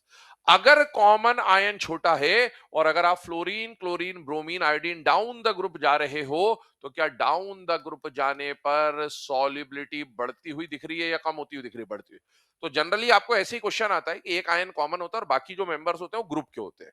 तो अगर कॉमन आयन छोटा है तो डाउन द ग्रुप जाने पर सॉल्युबिलिटी बढ़ेगी, और अगर कॉमन आयन बड़ा है तो beryllium, magnesium, calcium, strontium, barium, जो अनकॉमन है उसकी बात कर रहा हूं, क्या डाउन द ग्रुप जाने पर सॉल्युबिलिटी बढ़ रही है या कम हो रही है? कम हो रही है।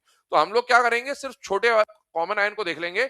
अगर कॉमन आयन छोटा है तो डाउन द ग्रुप का मेंबर है तो सॉल्युबिलिटी बढ़ा देना है, और अगर कॉमन आयन बड़ा है तो डाउन द ग्रुप जाने पर सॉल्युबिलिटी को घटा देना है। तो हम इसी पॉइंट से सॉल्व करेंगे।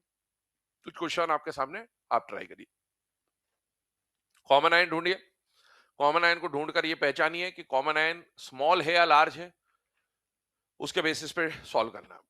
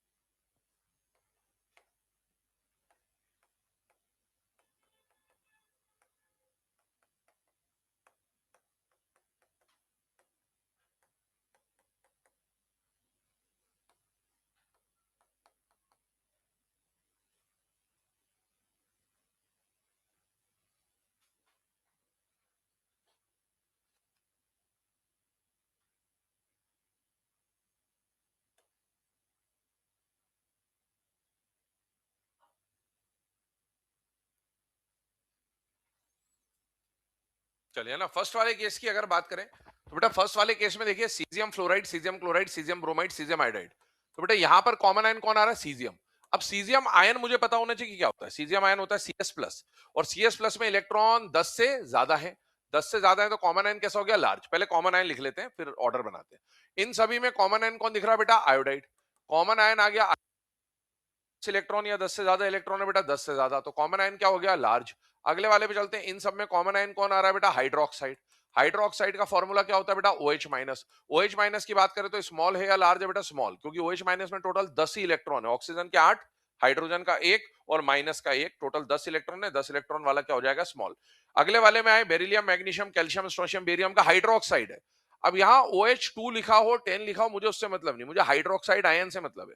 और हाइड्रोक्साइड आयन का फॉर्मूला OH माइनस होता है, कहीं भी आए। और OH माइनस मतलब 10 इलेक्ट्रॉन, 10 इलेक्ट्रॉन मतलब स्मॉल। अगले वाले में lithium, sodium, potassium, rubidium, caesium का नाइट्रेट है और उन सभी का फ्लोराइड है। बेटा कॉमन आयन एक जगह नाइट्रेट आयन आ रहा है और एक जगह कॉमन आयन फ्लोराइड आयन आ रहा है। बेटा नाइट्रेट आयन में अगर आप इलेक्ट्रॉन देखोगे तो 10 से ज्यादा आएंगे, और 10 से ज्यादा इलेक्ट्रॉन आने का मतलब है ये कॉमन आयन लार्ज होगा। और अगर यहां पर F माइनस में 10 इलेक्ट्रॉन है तो यहां पर कॉमन आयन छोटा होगा। अब आगे की बात करते हैं। अगर कॉमन आयन छोटा है, यहां पर देखिए इसमें कॉमन आयन स्मॉल है, स्मॉल है, स्मॉल है। अगर कॉमन आयन स्मॉल है तो डाउन द ग्रुप सॉल्युबिलिटी बढ़ेगी। देखो lithium, sodium, potassium, rubidium, caesium, क्या डाउन द ग्रुप का केस है बेटा? Yes. Beryllium, magnesium, calcium, strontium, barium down the group का केस है।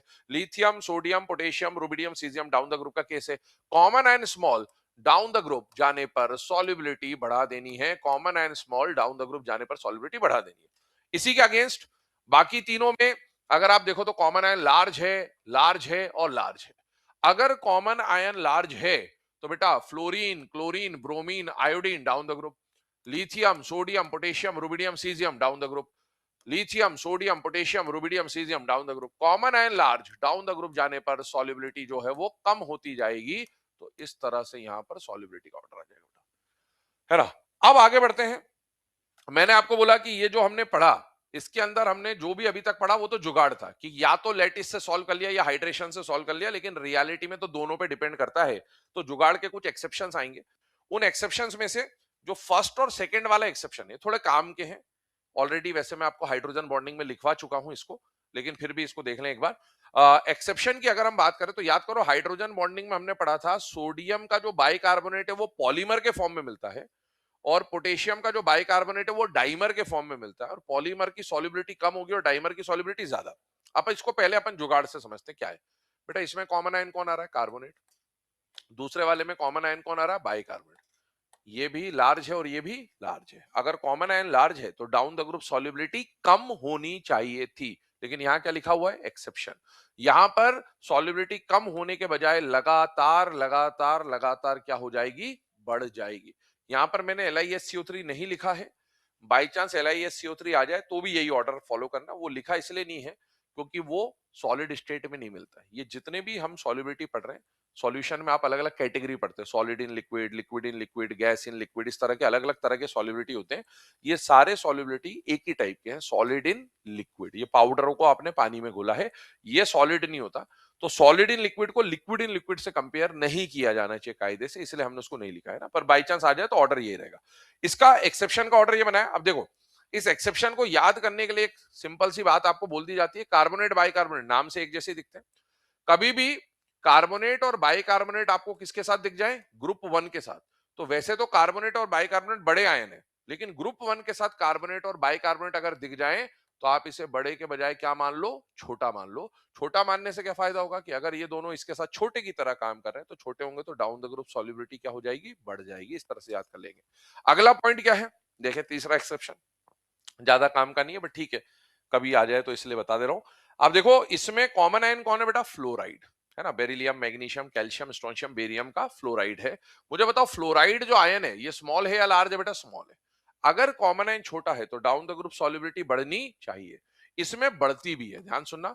सॉल्युबिलिटी का ऑर्डर इसमें जो होना चाहिए था वैसे ही है, बढ़ती है। लेकिन बताओ सबसे कम सॉल्युबिलिटी किसकी होनी चाहिए थी? BeF2 की। इसमें एक्सेप्शन केवल एक है कि जो BeF2 की सॉल्युबिलिटी मिनिमम होनी चाहिए थी वो मिनिमम से उठ के कहां आ जाता है? मैक्सिमम पे। This is the exception. बाकी पूरा ऑर्डर बिल्कुल परफेक्ट है, लेकिन जिसकी मिनिमम होनी चाहिए थी वो मिनिमम से उठ के कहां आ जाता है? मैक्सिमम पे। तो दीज आर दी ऑर्डर्स। ठीक है, अब इसके अलावा सॉल्युबिलिटी के कुछ फैक्ट्स हैं वो कल डिस्कस करेंगे, फिर पोलराइजेशन स्टार्ट करेंगे फजान सूर।